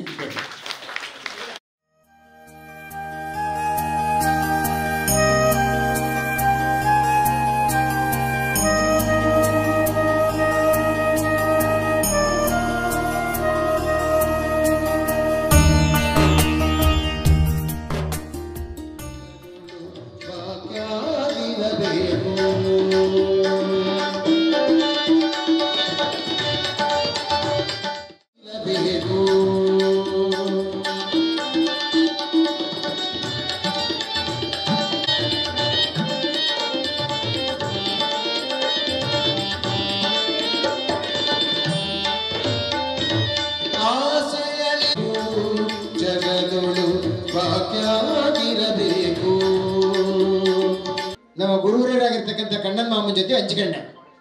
ಆ ರೀತಿ ವಿಶೇಷ ಜಗದೀಶ್ ಅಣ್ಣವ್ರ ಬಂದು ಏನಾಗಿದೆ ಅಂತೇಳಿ ನೀವು ಯಾರಾದರೂ ಪ್ರಶ್ನೆ ಮಾಡಿದರೆ ಖಚಿತವಾಗಿ ನಿಮಗೆ ಗೊತ್ತಾಗುತ್ತೆ. ನಾವು ಸಾಮಾನ್ಯವಾಗಿ ಮಾತು ಹೇಳ್ತಿರ್ತೀವಿ, ಡಬಲ್ ಖುಷಿ ಆಗ್ಬಿಟ್ರೆ ಡಬಲ್ ಧಮ್ಕ ಅಂತೇಳಿ. ಅವ ಮಾತಾಡೋಂಗಿಲ್ಲ. ಅವ ಮಾತಾಡಂಗಿಲ್ಲ. ಎಸ್, ಡಬಲ್ ಧಮಕ ಅಂತೀವಲ್ವಾ, ಆದರೆ ಜಗದೀಶ್ ಅಣ್ಣ ಮೇಲೆ ಆಗ್ತಾ ಇರ್ತಕ್ಕಂಥ ಈ ಕಾರ್ಯಕ್ರಮ ಟ್ರಿಪಲ್ ಧಮಕ ಅಂತೇಳಿ. ಏನು 3 ಧಮಕ ಅಂದರೆ ನಿಮ್ಗೆ ಆಶ್ಚರ್ಯ ಆಗುತ್ತೆ. ಇಲ್ಲಿವರೆಗೂ ಆದಂಥ ಎಲ್ಲ ಕಾರ್ಯಕ್ರಮಗಳಲ್ಲೂ ಕೂಡ ಕೆಲವು ಕಾರ್ಯಕ್ರಮದಲ್ಲಿ ಪರಮಪೂಜ್ಯರು ಸಾನ್ನಿಧ್ಯ ವಹಿಸಿದ್ರು. ಪ್ರಾಯಶಃ ಇವತ್ತಿನ ಕಾರ್ಯಕ್ರಮಕ್ಕೆ ನಿಮ್ಮೆಲ್ಲರ ಸಾಹಿತ್ಯಿಕವಾದಂಥ, ಧಾರ್ಮಿಕವಾದಂಥ, ಸಾಮಾಜಿಕವಾದಂಥ ಕಾರ್ಯಕ್ಕೆ ಪ್ರೇರಣೆಯಾಗಿ ನಿಂತಿರ್ತಕ್ಕಂಥ ಜಗತ್ತಿನ, ನಮ್ಮ ದೇಶದ, ನಮ್ಮ ದೊಡ್ಡ ಮಾಡೆಲ್ ಆಗಿರ್ತಕ್ಕಂಥ ನಮ್ಮ ಕಣ್ಣನ್ ಮಾಮ ಅವರವರು ಈ ಸಭೆ ಸಾನ್ನಿಧ್ಯ ವಹಿಸಿರ್ತಕ್ಕಂಥ ಮೊದಲನೇ ಧಮಕ ಅಂತೇಳಿ. 2ನೇ ಧಮಕ ಯಾವುದಪ್ಪ ಅಂದರೆ, ಈ ಕಾರ್ಯಕ್ರಮದ ಜೊತೆ ಜಗದೀಶ್ ಅಣ್ಣ, ಅಕ್ಕಾರು ಮತ್ತು ಕುಟುಂಬ ಎಲ್ಲ ಸೇರಿ ಆ ಮಂಗಳಗೌರಿ ನಮ್ಮ ದುರ್ಗಿ ಪೂಜೆ ಏರ್ಪಾಡು ಮಾಡಿದಿರಲ್ಲ, ಇದು ಒಂದು ಮತ್ತೊಂದು ಧಮಕ ಅಂತೇಳಿ. ಇನ್ನೊಂದು ಧಮಕ ಯಾವುದಪ್ಪ ಅಂದ್ರೆ, ನಮ್ಮ ರೋಹನ್ ಚೆನ್ನಾಗಿ ಗುರುಸಿದ್ರು, ಈ ನಾಡಿನ ಧೀಶಕ್ತಿ ಅಡಗಿರ್ತಕ್ಕಂಥದ್ದೇ ತಾಯಂದ್ರಲ್ಲಿ ಅಂತೇಳಿ. ಪ್ರಾಯಶಃ ಇಬ್ಬರು, ಒಬ್ರು ಜಿಲ್ಲಾ ಪಂಚಾಯತಿ ಮಾಜಿ ಅಧ್ಯಕ್ಷರು, ಹಾಲಿ ನಗರಸಭೆ ಅಧ್ಯಕ್ಷರು ಇಬ್ಬರು ಪಾಲ್ಗೊಂಡಂಥ ವೇದಿಕೆ ಇದು. ಆ ದಿವಸ ಇದೊಂದು ಖಚಿತವಾಗಿ ಟ್ರಿಪಲ್ ಧಮಕ. ಇಂಥ ಅದ್ಭುತವಾದ ವ್ಯವಸ್ಥೆ ಮಾಡಿದಂಥ ಜಗಣ್ಣನವರಿಗೆ ನಿಜಕ್ಕೂ ಧನ್ಯೋಸ್ಮಿ. ಒಂದು ದೊಡ್ಡ ಚಪ್ಪಾಳೆ ಹೊಡೆದು, ಜಗಣ್ಣ ನಿಮ್ಮ ಬಾಳು ಬಂಗಾರ ಆಗಲಿ ಅಂತಕ್ಕಂಥ ಆಶಯದ ಮಾತುಗಳನ್ನು ಹೇಳಿ, ನಾನು ಇಲ್ಲಿ ಕೂತು ಯೋಚನೆ ಮಾಡ್ತಾ ಇದ್ದೆ. ನಮ್ಮ ರೋಹನ್ ಭಾರ್ಗವ್ ಒಬ್ಬರು ಹೇಳ್ತಾ ಇದ್ರಲ್ವಾ, ಇದು ತಾಯಂದ್ರು ಅಂದರೆ ಅವರು ದುರ್ಗಿ ಇದ್ದಂಗೆ ಅಂತೇಳಿ ಹೇಳಿದ್ರಲ್ವ ಅಲ್ಲಿ. ಸರ್ ಹಿಂದ್ಗಡೆ ಮಾತಾಡಬೇಡಿ ಸರ್ ಮಕ್ಕಳ ಕುದುರೆ, ನಾನು ಇದನ್ನು ತುಂಬ ನಿರೀಕ್ಷೆ ಮಾಡ್ತೀನಿ ಪ್ಲೀಸ್.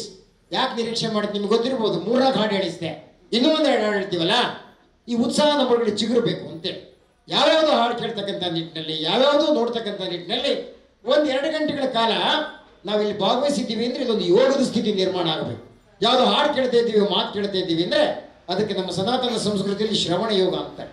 ಕೇಳಬೇಕಾದ್ರೆ ಯೋಗ ಏನು ಮಿಸ್ ಆಗ್ಬಿಟ್ರೆ ಯಾವ ಪಲ್ಲವಿ ಮಿಸ್ ಆಗುತ್ತೋ, ಯಾವ ಚರಣ ಮಿಸ್ ಆಗುತ್ತೋ ಅಂತೇಳಿ ಆ ಚಂದನ ಹಾಡು ಬಗ್ಗೆ ಆಗಲಿ ಅಥವಾ ಮಾತಿನ ಬಗ್ಗೆ ಆಗಲಿ ಕೇಳ್ತಕ್ಕಂಥ ಅಂತ ಯೋಗದ ಸ್ಥಿತಿ ಇರಬೇಕು ಅಂತೇಳಿ. ಹಾಗೆ ನಿಮ್ಮದಷ್ಟೇ ಎಲ್ಲ ಹಾಡ್ತಾರಲ್ಲ, ಅದು ಯೋಗ. ಅದು ಹಾಗೆ ಮಾತಾಡ್ತೀವಲ್ಲ, ಇದೊಂದು ಯೋಗ. ಇದು ಹಾಗೆ ಇದೊಂದು ಪ್ರವಚನ ಯೋಗ ಅಂತಾರೆ. ಅಂತ ಯೋಗದ ಸ್ಥಿತಿಯನ್ನು ತುಂಬ ನಿರೀಕ್ಷೆ ಮಾಡ್ತೀನಿ. ಈ ಸಾಮಾನ್ಯ ಮೊನ್ನೆ ಒಂದು ಕಡೆ ಸಭೆಯಲ್ಲಿ ಹೇಳ್ತಿದ್ದೆ, ಇಲ್ಲಿರ್ತಕ್ಕಂಥ ಇವತ್ತಿನ ಪೀಳಿಗೆ ಗೊತ್ತಿಲ್ಲ ಬಿಡಿ.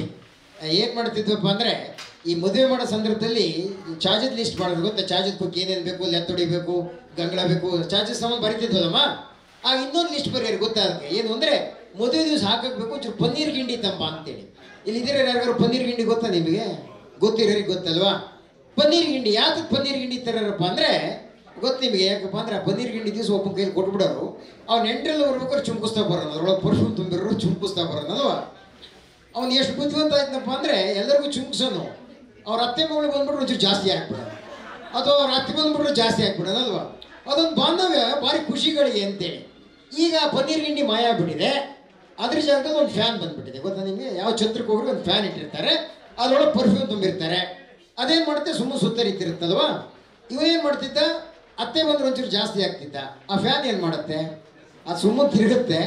ಅತ್ತೆ ಬಂದರೂ ಅಷ್ಟೇ, ಕತ್ತೆ ಬಂದರೂ ಅಷ್ಟೇ ಅಂತೇಳಿ, ಅದ್ರ ಡ್ಯೂಟಿ ಅಷ್ಟೇ ಮಾಡುತ್ತೆ ಅಂತೇಳಿ. ಆದರೆ ಈಗ ನೋಡಿ, ಜಗದೀಶ್ ಅಣ್ಣ ಮನೆ ಸ್ಪೆಷಲ್ ಏನಪ್ಪ ಅಂದರೆ, ಈ ಬಂದವ್ರಿಗೆಲ್ಲ ಹಳೆ ಪೊಳ್ಳಿಕೆ ನೆನಪಾಗಬೇಕು ಅಂತೇಳಿ ಈ ಪನ್ನೀರ್ ಗಿಂಡಿ ಬದಲಾಗಿ ಆ ಸಾಕ್ಷಾತ್ ಮೇಘಶ್ಯಾಮ, ಯಾರೋ ಆ ಮೇಘಮಾಲೆ ಆ ಮಾಡಲೇ ತುಂತುರನ್ನು ಸುರಿಸ್ತಾ ಇದ್ದಾನೆ ಅಂದರೆ ಅದು ನಿಜಕ್ಕೊಂದು 4ನೇ ಧಮಕ ಅಂತೇಳಿ ಭಾರಿ ಖುಷಿ ಆಯ್ತು ಸರ್.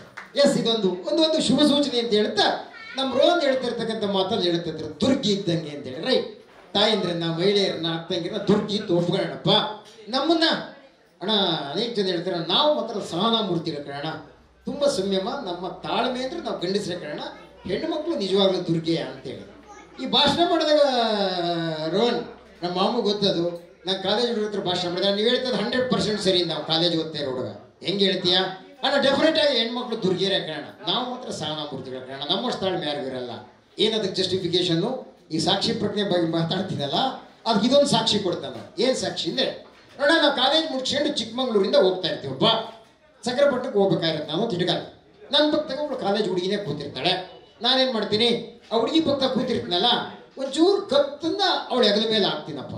ಆಗ್ತಿದ್ದಂಗ್ಲೇ ಸುಮ್ಮನಿರ್ತಾಳೆ ಅವಳು, ದುರ್ಗ್ಯಾಡ್ದಂಗೆ ಆಡ್ತಾಳೆ ಕಾರಣ, ಏದು ಹೊಡೆಯೋಕ್ಕೆ ಬಂದ್ಬಿಡ್ತಾಳೆ, ಬಾಯಿ ಬಂದಂಗೆ ಬೈದ್ಬಿಡ್ತಾಳೆ, ಕೆರಳಿ ನಿಂತ್ಕೊಂಡ್ಬಿಡ್ತಾಳೆ ಕಾರಣ. ಹಂಗಾಗಿ ಅವಳು ದುರ್ಗಿನದು ಒಪ್ಲೇಬೇಕು ಕಾರಣ ಅಂತೇಳಿ. ಎಷ್ಟು ನೀನು ಹೆಂಗೆ ಸಂಯಮ ಅಂದರೆ ಅಣ್ಣ, ನಾವೆಷ್ಟು ಸಂಯಮ ಅಂದರೆ ಅದೇ ನನ್ನ ಹೆಗಲ ಮೇಲೆ ಆ ಹುಡುಗಿ ಕತ್ತಾಕಿದ್ಲು ಅಂತ ಇಟ್ಕೋಣ, ನಾನು ಸಕ್ಕರೆಪಟ್ಟಣದಾಗ ಇಳಿಬೇಕಲ್ವಾ, ಆ ಹುಡುಗಿ ತೊಂದರೆ ಆಗಬಾರ್ದು ಅಂತೇಳಿ ಕಡೂರು ತನಕ ಹೋಗ್ತೀನಿ ಕಾರಣ, ನಾನಲ್ವೇ ಸಂಯಮಿ ಅಂತೇಳಿ ಅವನು ಅವನ ಸಾಕ್ಷಿ ಪ್ರಜ್ಞೆ ಅಂತೇಳಿ. ಪ್ರಾಯಶಃ ರೋಹನ್ ಮಾತಾಡಿದಂಥ ನೆನಪಲ್ಲಿ ಅದು ಜಸ್ಟ್ ನೆನಪಾಯ್ತು ಅಂತಕ್ಕಂಥ ಮಾತನ್ನು ಈ ಸಂದರ್ಭದಲ್ಲಿ ಆಡ್ತಾ, ಎಸ್, ನಾವಿವತ್ತು ಸಾಕ್ಷಿ ಪ್ರಜ್ಞೆ ಬಗ್ಗೆ ಮಾತನಾಡ್ತಕ್ಕಂಥ ನಿಟ್ಟಿನಲ್ಲಿ ರೋಹನ್ ಮತ್ತೊಂದು ವಿಚಾರ ಪ್ರಸ್ತಾಪ ಮಾಡಿದರು. ಇವತ್ತು ಆಗ್ತಾ ಇರ್ತಕ್ಕಂಥ ಕಾರ್ಯಕ್ರಮ ನಾಳಿನ ಭರವಸೆಗೆ ಅಂತೇಳಿ. ಒಂದು ಹೋಪ್ ಇರ್ಬೇಕಲ್ರಿ, ಭರವಸೆ ಇರ್ಬೇಕಲ್ರಿ. ಎಲ್ಲರೂ ಕೂಡ ಬದುಕ್ತಾ ಇರೋದು ಭರವಸೆ ಆಧಾರದ ಮೇಲೆ ತಾನೆ. ಈ ಸಾಮಾನ್ಯ ಕೇಳಿ ನಾವು ಒಂದು ಸಹಜವಾದಂಥ ಒಂದು ಭಾಷೆ. ನೀವು ಬೆಳಗ್ಗೆ ಎದ್ದು ಬರಬೇಕಾದ್ರೆ ಯಾರಾದ್ರೂ ಸಿಕ್ಕಿದ ತಕ್ಷಣ ನಾವಾಗ್ಲಿ ನೀವಾಗ್ಲಿ ಏನಂತೀವಿ ಹೇಳಿ, ಅಣ್ಣ ಚೆನ್ನಾಗಿದ್ದೀರಾ ಅಂತೀವಲ್ವಾ? ಅವ್ನು ಚೆನ್ನಾಗಿರ್ತಾನೋ ಬಿಡ್ತಾನೋ ಗೊತ್ತಿಲ್ಲ, ಏನಂತಾನೆ, ಇಲ್ಲ ಕಣ್ಣ ಚೆನ್ನಾಗಿದ್ದೀನಿ ಅಂತಲೇ ಅಂತಾನಲ್ವಾ? ಇಲ್ಲಪ್ಪ ಯಾರಾದ್ರೂ ಚೆನ್ನಾಗಿದ್ದೀರಾ ಅಂತ ಕೇಳಿದಾಗ, ಇಲ್ಲ ಚೆನ್ನಾಗಿಲ್ಲಪ್ಪ, ಒಂದು 50,000 ಸಾಲ ಇದೆ ಕೊಡ್ತೀಯಾ ಅಂತಂದ್ರೆ ಕೇಳ್ತಾನೆ. ಹಂಗೆ ಕೇಳಿದಾನೆ ಅಂದರೆ ಬದುಕಿನ ಬಗ್ಗೆ ಭರವಸೆ ಇಲ್ಲ ಅಂತೇಳಿ ಒಪ್ಕೊಂತೀರ ನಿಮಗೆ? ಅಂದರೆ ಕಾರ್ಯಕ್ರಮ ಬದುಕಿನ ಬಗ್ಗೆ ಭರವಸೆ ಮೂಡ್ತಕ್ಕಂಥ ಎಷ್ಟು ಮಟ್ಟಿನ ಕ್ಷಣಗಳಿದ್ದಾವೆ ಅಂದರೆ, ಈಗ ಉದಾಹರಣೆಗೆ ನಮ್ಮ ಮನೆಗೆ ಜಗದೀಶನ ಮನೆಗೆ ಇನ್ವಿಟೇಷನ್ ಕೊಡಕ್ಕೆ ಬರ್ತೀವಿ, ರೋಹನ್ ಮನೆಗೆ, ಶಾಸ್ತ್ರಿಗಳ ಮನೆಗೆ ನಾವು ಕೊಡ್ತೀವಿ, ಅವ್ರು ಕೊಡಿ, ಒಂದು ಯಾವುದೋ ಮದುವೆ ಕರೆಯಕ್ಕೆ ಬರ್ತೀವಪ್ಪ. ನಮ್ಮ ಮದುವೆ ಕರೆಯಕ್ಕೆ ಬಂದಾಗ ಬದುಕಿನ ಬಗ್ಗೆ ಖಚಿತವಾಗಿ ಭರವಸೆ ಇರುತ್ತೆ ನಮಗೆ.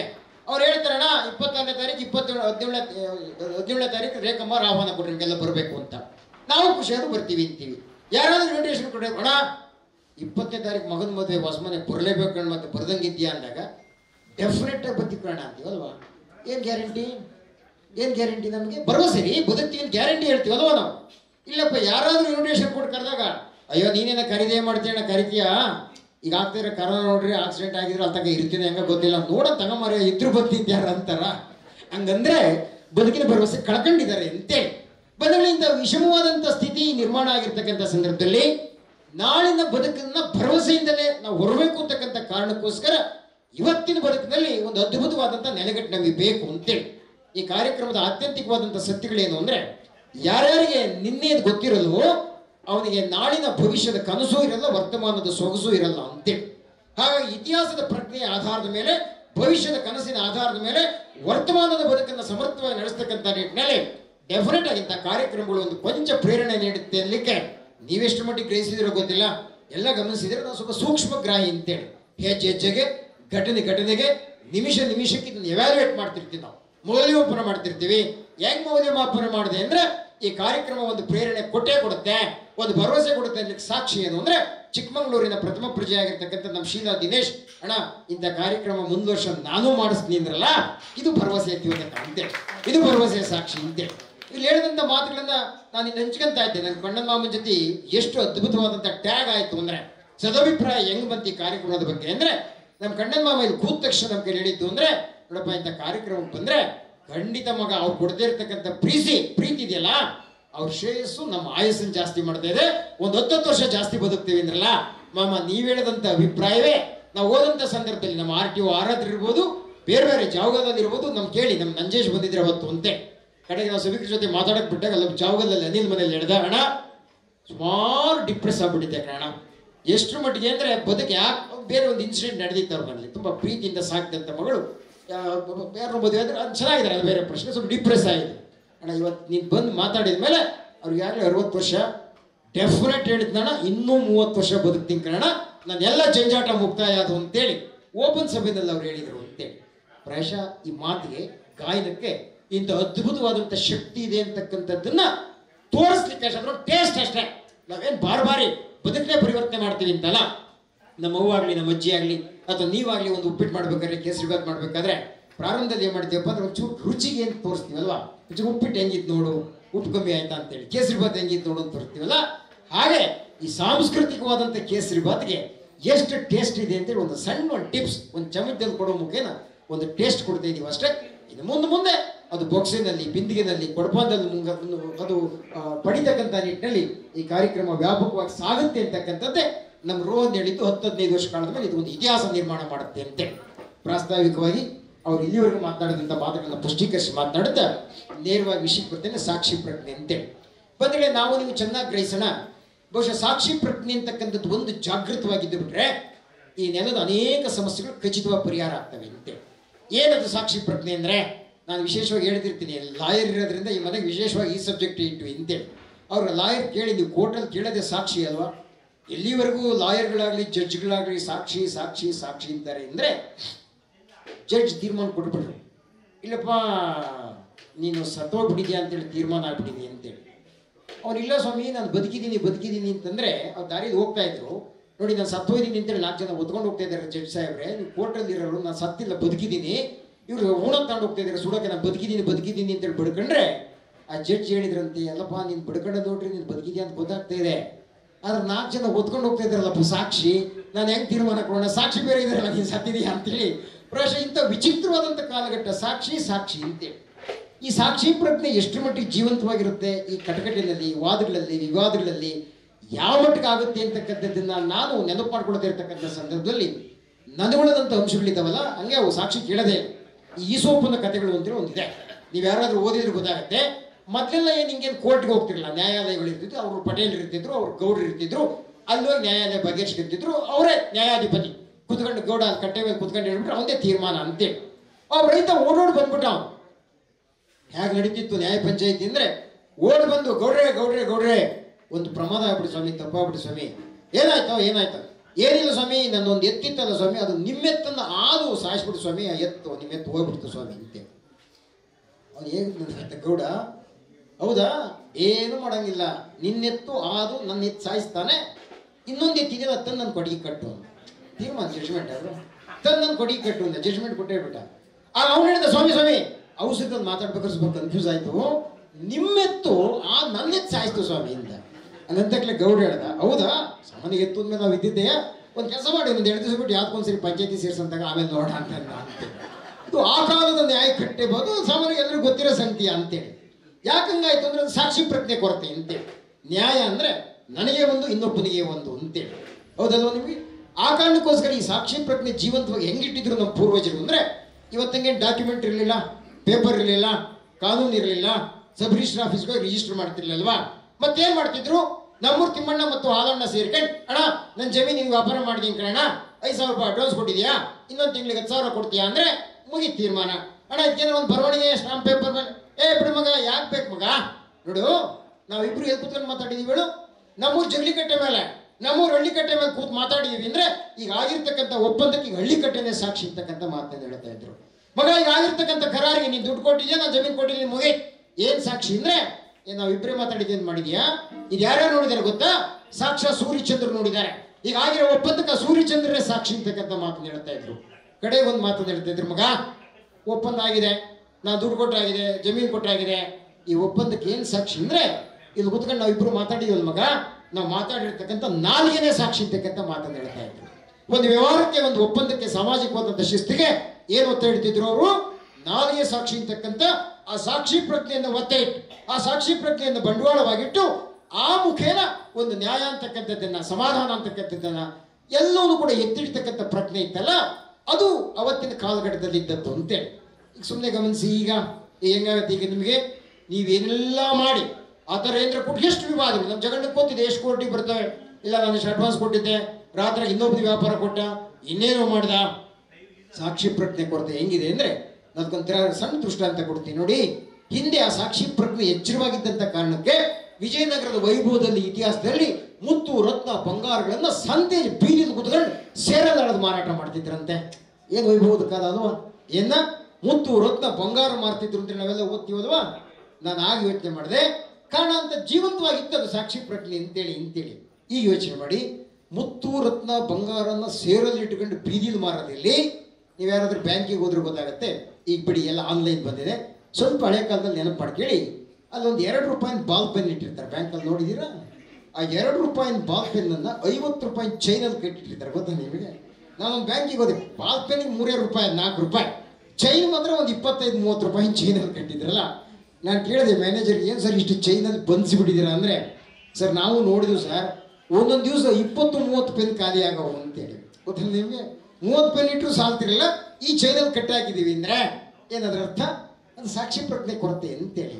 ಹೆಂಗಾಗಿದೆ ಅಂದರೆ ಅದು ಕೊರತೆ ಇದ್ದಾಗಲೇ ಆಗೋದು. ಮಗ ಅವ್ರ ಅಪ್ಪನ ಜೊತೆ ಗಲಾಟೆ ಮಾಡಿಬಿಟ್ಟು ಮಾಸ್ಟರ್ ಬಂದು ಕಂಪ್ಲೇಂಟ್ ಕೊಟ್ಬಿಟ್ರು, ಏನ್ರಿ ನಿಮ್ಮ ಮಗ ಇನ್ನೊಬ್ಬಂದು ಪೆನ್ ಕದ್ದು ಬಿಡಿಯೇನೆ, ಪೆನ್ಸಿಲ್ ಕದ್ದು ಬಿಡಿಯೇನೆ, ಅದಕ್ಕೋಸ್ಕರ ಕಂಪ್ಲೇಂಟ್ ಕೊಡ್ತಿದ್ದೀವಿ ಅಂತೇಳಿ ಹೇಳಿದ ತಕ್ಷಣ ಅವರಪ್ಪ ಮೇಷ್ಟ್ರಿಗೆ ಹೇಳ್ದ, ಲೇ ಮಗ ಯಾಕಲ್ಲಿ ನೀನು ಆ ಪೆನ್ನೆಲ್ಲ ಕದಿಯಕ್ಕೆ ಹೋದೆ, ಪೆನ್ಸಿಲ್ ಕದಿಯಕ್ಕೆ ಹೋದೆ, ಅಲ್ಲ ಯಾಕೆ ಕದಿಯಕ್ಕೆ ಹೋದೆ ಹೇಳಿ, ಸ್ಕೂಲ ಬೇರೆರವ, ಇನ್ನೊಂಚೂರು ನಂಗೆ ಹೇಳಿದ್ರೆ ನನ್ನ ಆಫೀಸಿಂದ ಒಂದು 50 ತತ್ತಿದ್ದಲ್ಲ ಮಗ ಅಂತೇಳಿ. ಅವರಪ್ಪ ಹೇಳಿದೆವು, ಆಫೀಸಲ್ಲಿ ಎಲ್ಲಿಂದ ತತ್ತಿದೆ ಗೊತ್ತಲ್ಲ, ನನಗೊಂಚೂರು ಹೇಳಿ ತಾನೇ ಒಂದು 50 ತತ್ತಿದ್ದ ಅಲ್ಯಾಕೆ ಕದಿಯಕ್ಕೆ ಹೋದೆ ಅಂತೇಳಿ.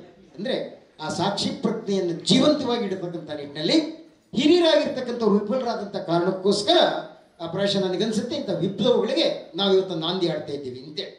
ಆ ದಿಸೆಯಲ್ಲೇ ಇದು ನಮ್ಮ ನೆಲದ ನಿಜವಾದಂಥ ಜೀವಂತಿಕೆಯ ಲಕ್ಷಣವೇ ಈ ಸಾಕ್ಷಿ ಅಂತಕ್ಕಂಥದ್ದನ್ನು 12ನೇ ಶತಮಾನದಲ್ಲಿ ವಚನಕಾರರು ಕೂಡ ಯೋಚನೆ ಮಾಡ್ತಾರೆ ಅಂತೇಳಿ. ಎಷ್ಟು ಚೆನ್ನಾಗಿ ಯೋಚನೆ ಮಾಡ್ತಾರೆ ಅಂದರೆ ನಮ್ಮ ರೇಖಮ್ಮನವ್ರು ಮಾತನಾಡ್ತಿದ್ರು, ಮಾತು ಮತ್ತು ಕೃತಿಯ ಮಧ್ಯೆ ಅಂತರ ಇರಲೇಬಾರದು ಅಂತೇಳಿ.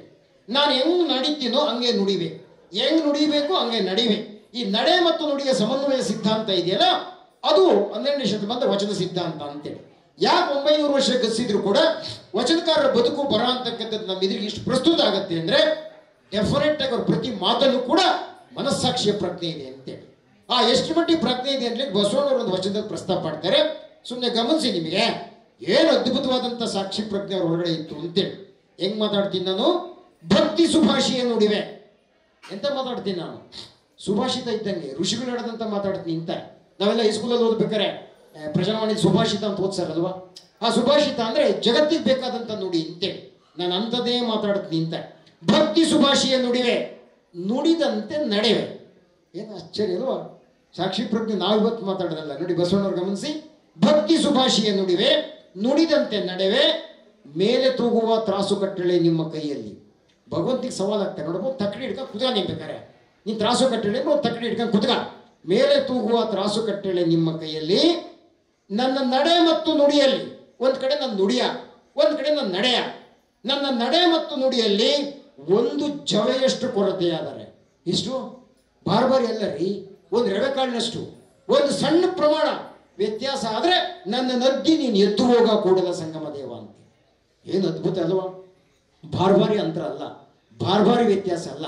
ಒಂದು ಧೂಳಿನಷ್ಟು ಕೂಡ ನನ್ನ ನಡೆಯನ್ನು ಮತ್ತು ನುಡಿಯಲ್ಲಿ ವ್ಯತ್ಯಾಸ ಆಯ್ತು ಅಂದ್ರೆ ನನ್ನ ಕಿತ್ತು ಬಿಸಾಕ್ ನನ್ನ ನರಕ ಪ್ರಪಾತಕ್ಕೆ ತಳ್ಳಿ, ನೀನು ನರಕಕ್ಕೆ ತಳ್ಳಬೇಕಾರೆ ಅಂತೇಳಿ ಹೇಳ್ತಾರೆ. ಅಂದರೆ ಇದು ಪ್ರಾಯಶಃ ನಮ್ಮ ಮುಂದಿನ ಜನಾಂಗಕ್ಕೆ ನಡೆ ಮತ್ತು ನುಡಿಯ ಮಧ್ಯೆ ಒಂದು ಸಮನ್ವಯವಾದಂಥ ಸಿದ್ಧಾಂತವನ್ನು ಸೃಷ್ಟಿ ಮಾಡಲಿಕ್ಕೆ ನಮ್ಮ ಸಾಹಿತ್ಯ ಎಷ್ಟು ಮಟ್ಟಿಗೆ ಪ್ರೇರಣೆ ನೀಡಿದೆ ಅಂತಕ್ಕಂಥದ್ದನ್ನ, ವಚನ ಸಾಹಿತ್ಯ ಅಂತ ಅಷ್ಟೇ ಅಲ್ಲ, ಎಲ್ಲ ಸಾಹಿತ್ಯನೂ ಕೂಡ ಇದನ್ನೇ ಹೇಳ್ತಕ್ಕಂಥದ್ದು ಅಂತೇಳಿ. ನೀವು ರಾಮಾಯಣದಿಂದ ಹಿಡಿದು, ಉಪನಿಷತ್ತಿನಿಂದ ಹಿಡಿದು, ಭಗವದ್ಗೀತೆಯಿಂದ ಹಿಡಿದು ಏನೇನು ಅಧ್ಯಯನ ಮಾಡ್ರಿ, ಅವೆಲ್ಲವೂ ಕೂಡ ಸಾಕ್ಷಿ ಪ್ರಜ್ಞೆಯ ಜೀವಂತ ಪ್ರತಿಮೆಗಳವು ಅಂತೇಳಿ. ಅದು ರಾಮ ಆಗಲಿ ಅಥವಾ ಯಾರಾಗಲಿ, ಸೀತೆ ಆಗಲಿ ಅಥವಾ ಸಹೋದರತ್ವದ ಸಾಕ್ಷಿಗಾಗ್ತಕ್ಕಂಥ ಲಕ್ಷ್ಮಣ ಆಗಲಿ, ಇವೆಲ್ಲವೂ ಕೂಡ ಆ ಸಾಕ್ಷಿ ಪ್ರಜ್ಞೆಯಿಂದ ಜೀವಂತವಾಗಿರ್ತಕ್ಕಂಥದ್ರ ಲಕ್ಷಣ ಅನ್ನಲಿಕ್ಕೆ ಇಡೀ ನಮ್ಮ ಎಲ್ಲ ಪುರಾಣ ಸಾಹಿತ್ಯ ಆಗಲಿ, ವಚನ ಸಾಹಿತ್ಯ ಆಗಲಿ, ದಾಸ ಸಾಹಿತ್ಯ ಆಗಲಿ, ಏನು ಅದ್ಭುತ ಅಲ್ವ ನನಗೆ. ನಾನು ನೋಡ್ತಾ ಇದ್ದೆ ನೋಡಿ, ಸರಿಯಾಗಿ ನೀರುತ್ತೆ ಅನ್ನಲಿಕ್ಕೆ. ನೀವು ಕನಕದಾಸರ ಬಗ್ಗೆ ನಾನಲ್ಲಿ ರೇಖಮ್ಮರ ಮಧ್ಯೆ ಮಾತಾಡ್ತೀನಿ.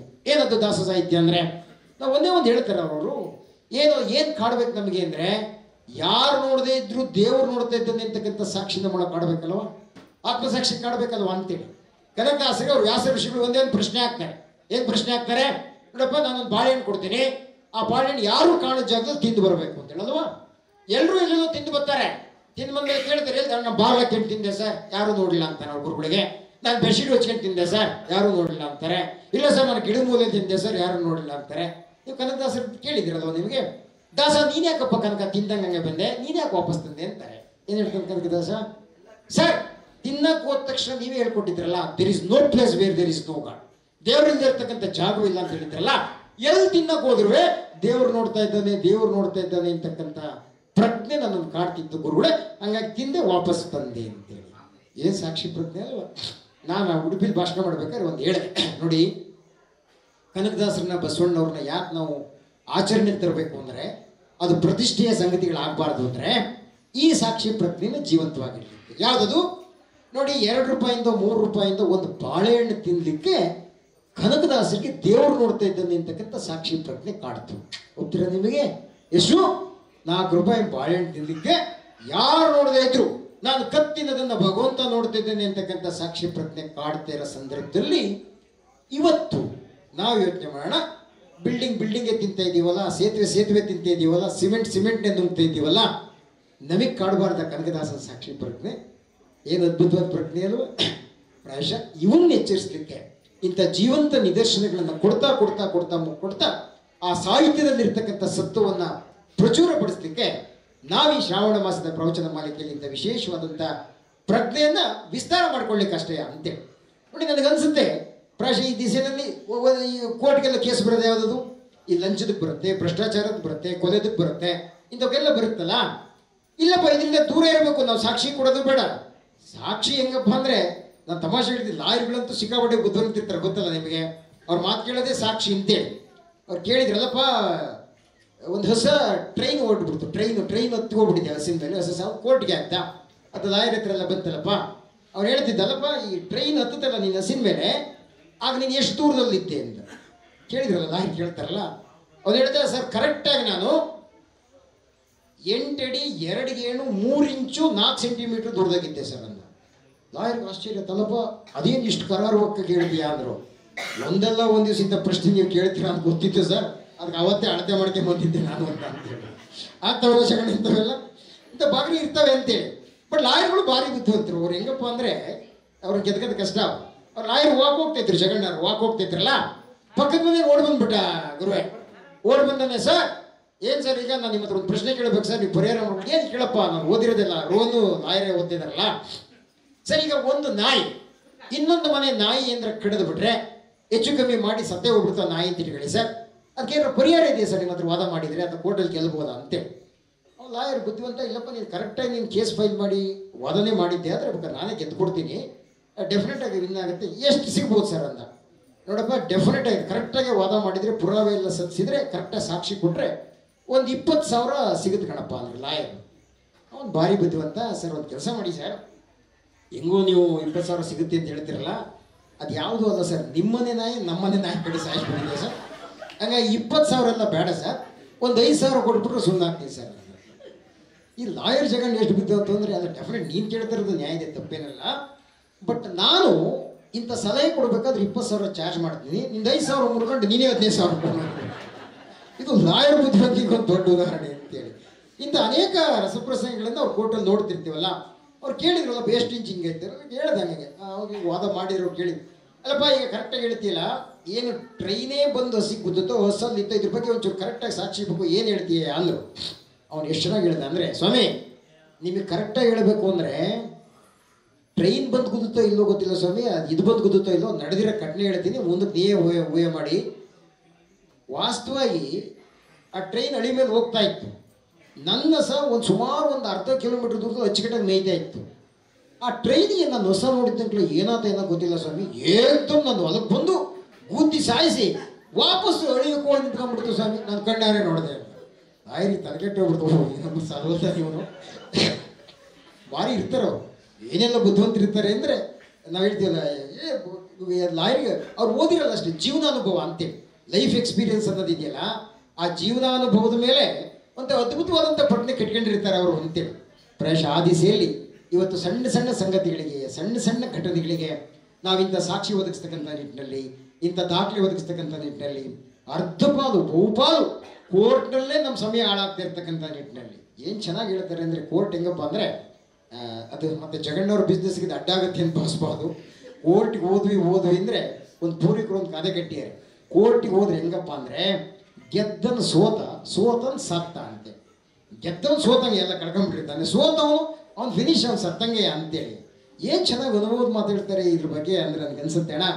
ಕೋರ್ಟ್ಗೆ ಹೋಗೋದು ಹೆಂಗಣ್ಣ ಅಂದರೆ ಹಿಂಗೆ ಕೇಳೋಣ, ಸಾಲ ಮಾಡಿ ವಾಲೆ ಮಾಡಿಸೋದು, ಏನು ಆಶ್ಚರ್ಯ ನೋಡಿ, ಸಾಲ ಮಾಡಿ ವಾಲೆ ಮಾಡಿಸೋದು, ವಾಲೆ ಮಾರಿ ಬಡ್ಡಿ ಕಟ್ಟೋದು, ಆಸ್ತಿ ಮಾರಿ ಆಮೇಲೆ ಆ ಬಡ್ಡಿ ಕಟ್ಟಾಗ ಆಸ್ತಿ ಮಾರೋದು ಅಂತೇಳಿ. ಏನು ಆಶ್ಚರ್ಯ ಅಂದರೆ ಪ್ರಶ್ನೆ ಎಲ್ಲವೂ ಕೂಡ ಅನುಭವದ ಮೇಲೆ ಇಂಥ ಲೋಕಾನುಭವದ ಮಾತುಗಳನ್ನು ತೆರೆದಿತ್ತ ನಮ್ಮ ಮನೆಗಳಿಗೆ ನ್ಯಾಯದ ಅಂಗಳಾಗಬೇಕು ಅಂತೇಳಿ, ನಮ್ಮ ಮನಸ್ಸೇ ಒಂದು ನ್ಯಾಯದ ಕಟ್ಟೆ ಆಗಬೇಕು ಅಂತೇಳಿ ಅನೇಕ ದಾರ್ಶನಿಕರು ಹೇಳ್ತಾರೆ. ನೋಡಿ, ಇದಕ್ಕೆ ಯಾವ ಸಾಕ್ಷಿನೂ ಬೇಡ ರೀ. ನಾವು ಸಾಮಾನ್ಯವಾಗಿ ಹೇಳ್ತಿರ್ತೀವಲ್ಲ, ಎಲ್ಲದೂ ಅಷ್ಟೇ.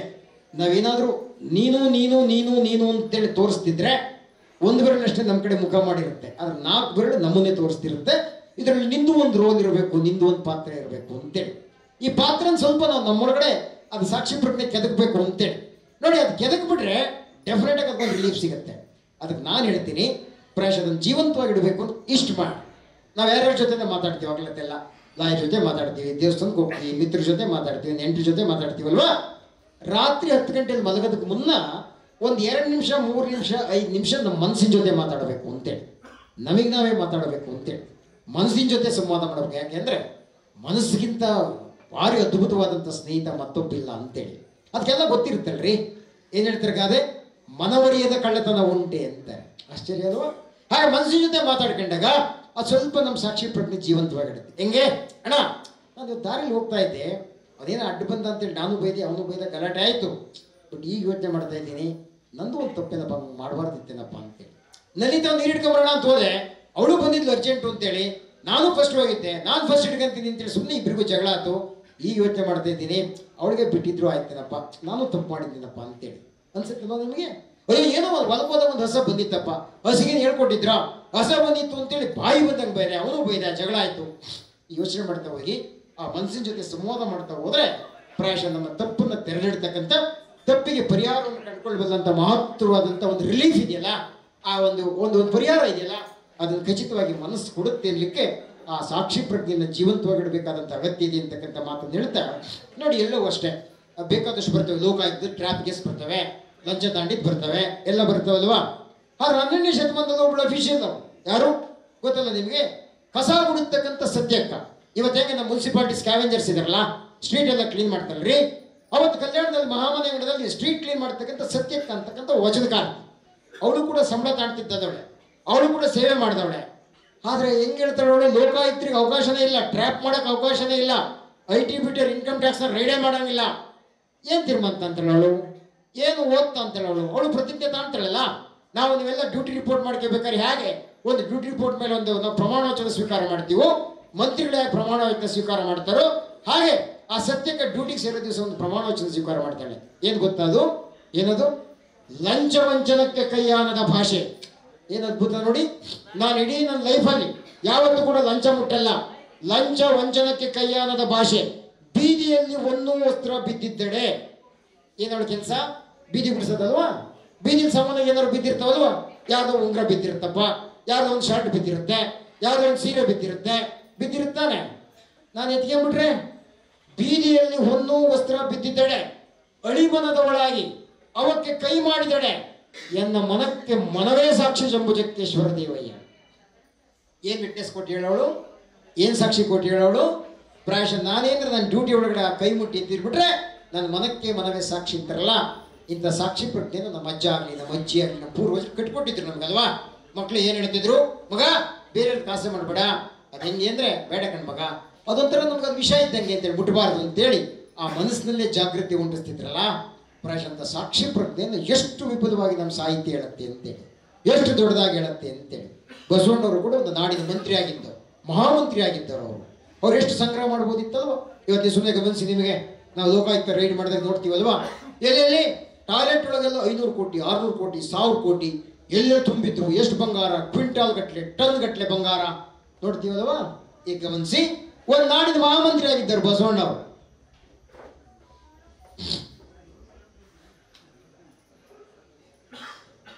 ಒಂದು ನಾಡಿನ ಮಹಾಮಂತ್ರಿ ಆಗಿದ್ದರು ಬಸವಣ್ಣವರು. ಏನ್ ಹೇಳ್ತಾರೆ ಅವರು,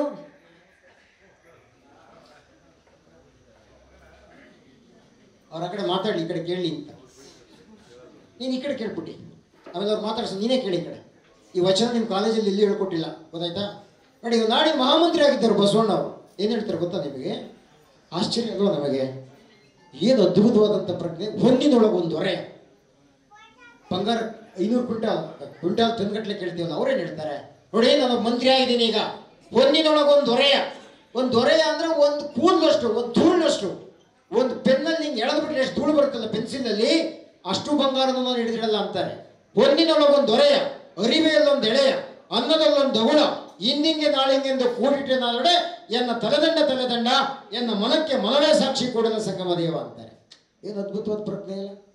ಹಾಗಾಗಿ ಯೋಚನೆ ಮಾಡಿ, ಇಡೀ ನಮ್ಮ ವಚನ ದರ್ಶನದಲ್ಲಿ, ಸಾಹಿತ್ಯದ ದರ್ಶನದಲ್ಲಿ ಇಂಥ ಸಾಕ್ಷಿ ಪ್ರಜ್ಞೆಯನ್ನು ಜೀವಂತವಾಗಿಡ್ತಕ್ಕಂಥ ಎಂಥ ಅದ್ಭುತವಾದಂಥ ಕಲ್ಪನೆಗಳು ಇದೆ ಅಂತಕ್ಕಂಥ ಅರಿವನ್ನ ಮುಟ್ಟಿಸ್ಲಿಕ್ಕಷ್ಟೇ ಇಂಥ ಕಾರ್ಯಕ್ರಮವನ್ನು ಆಯೋಜನೆ ಮಾಡಿದ್ವಿ. ತುಂಬ ಖುಷಿಯಾಯಿತು. ಇಂಥ ರಸ ಸನ್ನಿವೇಶದಲ್ಲಿ ಇಂಥ ಅದ್ಭುತವಾದಂಥ ರಸಗಳಿಗೆ ಇಂಥ ಕಾರ್ಯಕ್ರಮ ಆಯೋಜನೆ ಮಾಡಿರ್ತಕ್ಕಂಥ ಜಗಣ್ಣವ್ರಿಗೆ ಮತ್ತೊಮ್ಮೆ ಅಭಿನಂದನೆಗಳನ್ನು ಸಮರ್ಪಣೆ ಮಾಡ್ತಾ, ನುಡಿ ಮತ್ತು ನಡೆಯ ಬಗ್ಗೆ ಅವ್ರು ಹೇಳ್ತಿದ್ರಲ್ಲ, ಸಾಕ್ಷಿ ಬಗ್ಗೆ ಒಂದು ಅದ್ಭುತವಾದಂಥ ದೃಷ್ಟಾಂತ ಇದೆ. ಅದನ್ನು ಹೇಳಿ ನನ್ನ ಮಾತು ಮುಗಿಸ್ತೇನೆ, ಗಮನ ಕೊಟ್ಟು ಕೇಳಿ. ಎಷ್ಟು ಚೆನ್ನಾಗಿದೆ ಅಂದರೆ, ನಾನು ಸಾಮಾನ್ಯವಾಗಿ ಹೇಳ್ತೀನಿ, ಬಸವಣ್ಣವ್ರು ಹೇಳ್ತಾರೆ, ಅವರು ರೇಖಾಕಾರ ಉದಾಹರಣೆ, ನುಡಿದರೆ ಮುತ್ತಿನ ಹಾರದಂತೆ. ಒಂದು ಮಾತಿಗೂ ಕೂಡ ಗೈಡ್ಲೈನ್ ಅನ್ನು, ಮಾರ್ಗದರ್ಶಿ ಸೂತ್ರ ಕೊಟ್ಟಿರ್ತಕ್ಕಂಥದ್ದು ಇದೆಯಲ್ಲ, ಅದು ವಚನ ಸಾಹಿತ್ಯದ ಶ್ರೇಷ್ಠತೆ ಅಂತೇಳಿ. ಮಾತು ಹೆಂಗಿರಬೇಕು ಅಂತೇಳಿ. ಏನು ಅದ್ಭುತವಾದ ಪ್ರಜ್ಞೆ ಅಲ್ವಾ? ಮಾತು ಹೆಂಗಿರಬೇಕು ಅಂತ. ಸಾಮಾನ್ಯ ದೊಡ್ಡ ಮಾತಾಡಬೇಕು ಅಂತೀವಲ್ವ. ದೊಡ್ಡ ಮಾತು ಅಂದರೆ ಏನರ್ಥ? ಒಂದು ವೆಯ್ಟ್ಫುಲ್ ಟಾಕ್ ಅಂತೇಳಿ. ಈಗ ಹಂಗಿದೆಯಾ ಮಾತು? ಇದೆಯಾ? ದೊಡ್ಡ ಮಾತಿನ ಕಲ್ಪನೆ ಹೆಂಗಾಳಾಗಿದೆ ಗೊತ್ತಾ ನಿಮಗೆ? ನಾನು 3 ಗಂಟೆಗೆ 2 ಗಂಟೆಗೆ ಕಾಲೇಜ್ ಬಸ್ ಬಿಟ್ಟರೆ ಸರ್ ಚಿಕ್ಕಮಗಳೂರಿಂದ ಸಕ್ರೆಪಟ್ಟಕ್ಕೆ ಬಸ್ ಹೋಗ್ತವೆ, ಕಾಲೇಜ್ ಹುಡುಗರೆ ತುಂಬಿಟ್ಟಿರ್ತವೆ, ಪೋಷಕರು ಅಷ್ಟು ಬಸ್ ಸಿಗುತ್ತದೆ. ನಾನೊಬ್ರು ಕೇಳಿದೆ, ಯಾಕೆ ಸರ್ ನೀವು ಬಸ್ ಹೋಗಲ್ವಾ ಅಂದೆ.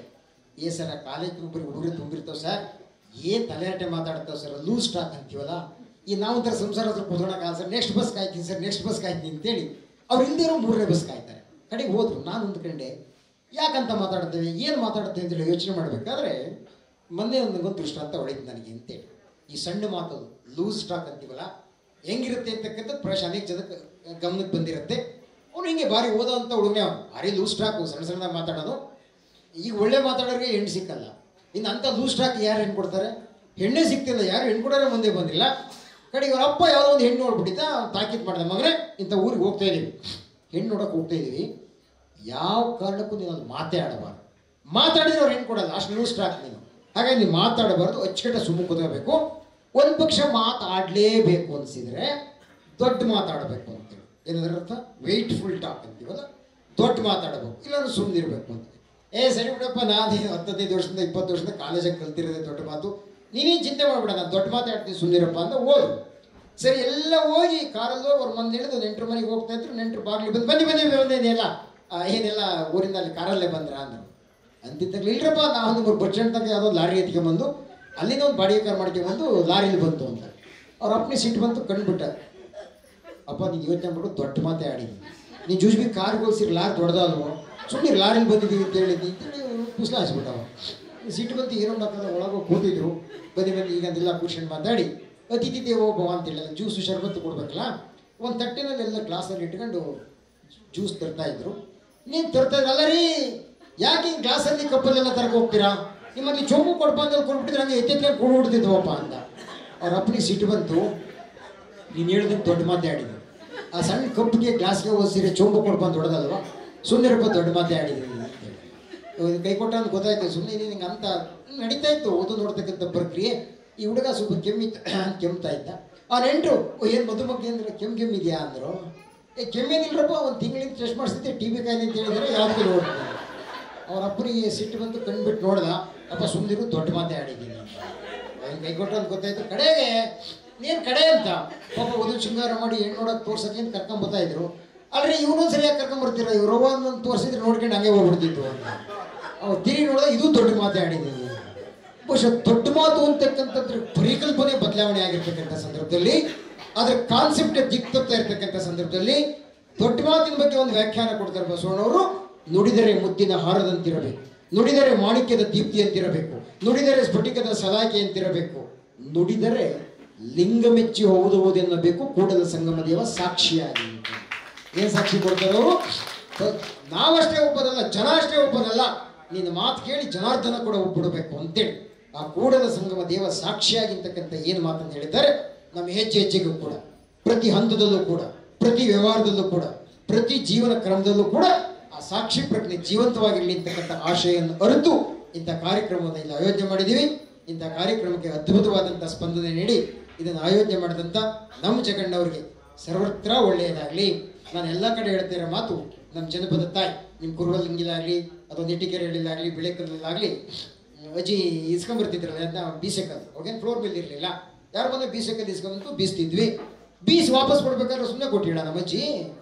ಕಲ್ಲಿನ ಸೌದಿತ್ತ ಅದು, 4 ಸೇರಿ ರಾಗಿ ಬೀಸ್ಕೊಂಡ್ರೆ ಸೌದು ಬಿಡುತ್ತಾ ಅದು, ಏನು ಸೌದಿರಲಿಲ್ಲ ಅಲ್ವಾ. ಅವ್ರು ವಾಪಸ್ ಕೊಡ್ಬೇಕಾದ್ರೆ ಏನಂತಾಳೆ ಅಜ್ಜಿ, ಕಲ್ಲು ಕೊಟ್ಟಿದ್ದೀವ, ಏನಾಗ್ಬೇಕು ನಿನ್ನ ಮನೆಗೆ, ಕಲ್ಲು ಕೊಟ್ಟವಾಗ ಎಲ್ಲ ಭಾಗ್ಯವು ಬರಲಿ, ಪಲ್ಲಕ್ಕಿ ಮೇಲೆ ಮಗ ಬರಲಿ, ಮಲ್ಲಿಗೆ ಮುಡಿಯೋ ಸೊಸೆ ಬರಲಿ ಅಂತೇಳಿ. ಪ್ರಾಯಶಃ ಅಷ್ಟು ಕೊಟ್ಟರಿಗೆ ನಮ್ಮ ಅಜ್ಜಿ ಅಷ್ಟು ಹೇಳಿರ್ಬೇಕಾದ್ರೆ ಇಷ್ಟೊಂದು ಜನಕ್ಕೆ ಕರೆಸಿ, ಇಷ್ಟೊಂದು ಜನಕ್ಕೆ ಊಟ ಹಾಕಿಸಿ, ಇಷ್ಟೊಂದು ಜನಕ್ಕೆಲ್ಲ ಪ್ರಸಾದ ಕೊಟ್ಟು, ಇಷ್ಟೊಂದೆಲ್ಲ ಆಡಿಡಿಸಿ ಈ ಆತಿಥ್ಯ ಕೊಡ್ತಾ ಇರ್ತಕ್ಕಂಥ ಜಗಣ್ಣ ನಿಮಗೂ ಕೂಡ ಮುಂದಿನ ಬಾಳು ಒಂದು ವರವಾಗಿ ಪರಿಣಮಿಸಲಿ.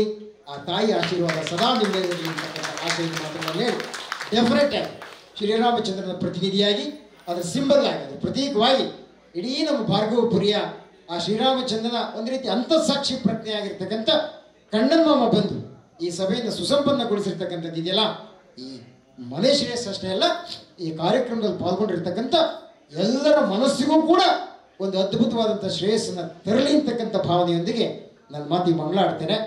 ಈ ಕಾರ್ಯಕ್ರಮದ ಬಗ್ಗೆ ಯಾರಾದರೂ ಪ್ರಶ್ನೆ ಮಾಡೋರಿದ್ರೆ, ಅಭಿಪ್ರಾಯ ಇದ್ದರೆ ನಮ್ಮ ಫ್ರಮ್ ಮೇಲ್ ಸೆಕ್ಟರ್, ನಮ್ಮ ಪುರುಷರ ಕಡೆಯಿಂದ ಒಂದು, ನಮ್ಮ ಮಹಿಳೆಯರ ಕಡೆಯಿಂದ ಒಂದು ಅಭಿಪ್ರಾಯ, ಸದಭಿಪ್ರಾಯ, ಸೂಚನೆ, ಸಲಹೆ, ಪ್ರಶ್ನೆ ಏನಾದರೂ ಒಂದು ಬರಲಿ, ಅದೊಂದು ಇಂಟ್ರಾಕ್ಷನ್, ಸಂವಾದಕ್ಕೊಂದು ದೊಡ್ಡ ತೂಕ ಬರುತ್ತೆ. ನಾನೇನೋ ಬಾರಿ ಕಲ್ತು ಬಿಡೀನಿ, ನಾನಷ್ಟೇ ಮಾತಾಡಬೇಕು, ನೀವು ಕೇಳಬೇಕು ಅನ್ನೋದಲ್ಲ, ನಿಮ್ಮಿಂದಲೂ ನಾಲ್ಕು ನುಡಿ ನಾವು ಕೇಳಬೇಕು ಅಂತಕ್ಕಂಥದ್ದು.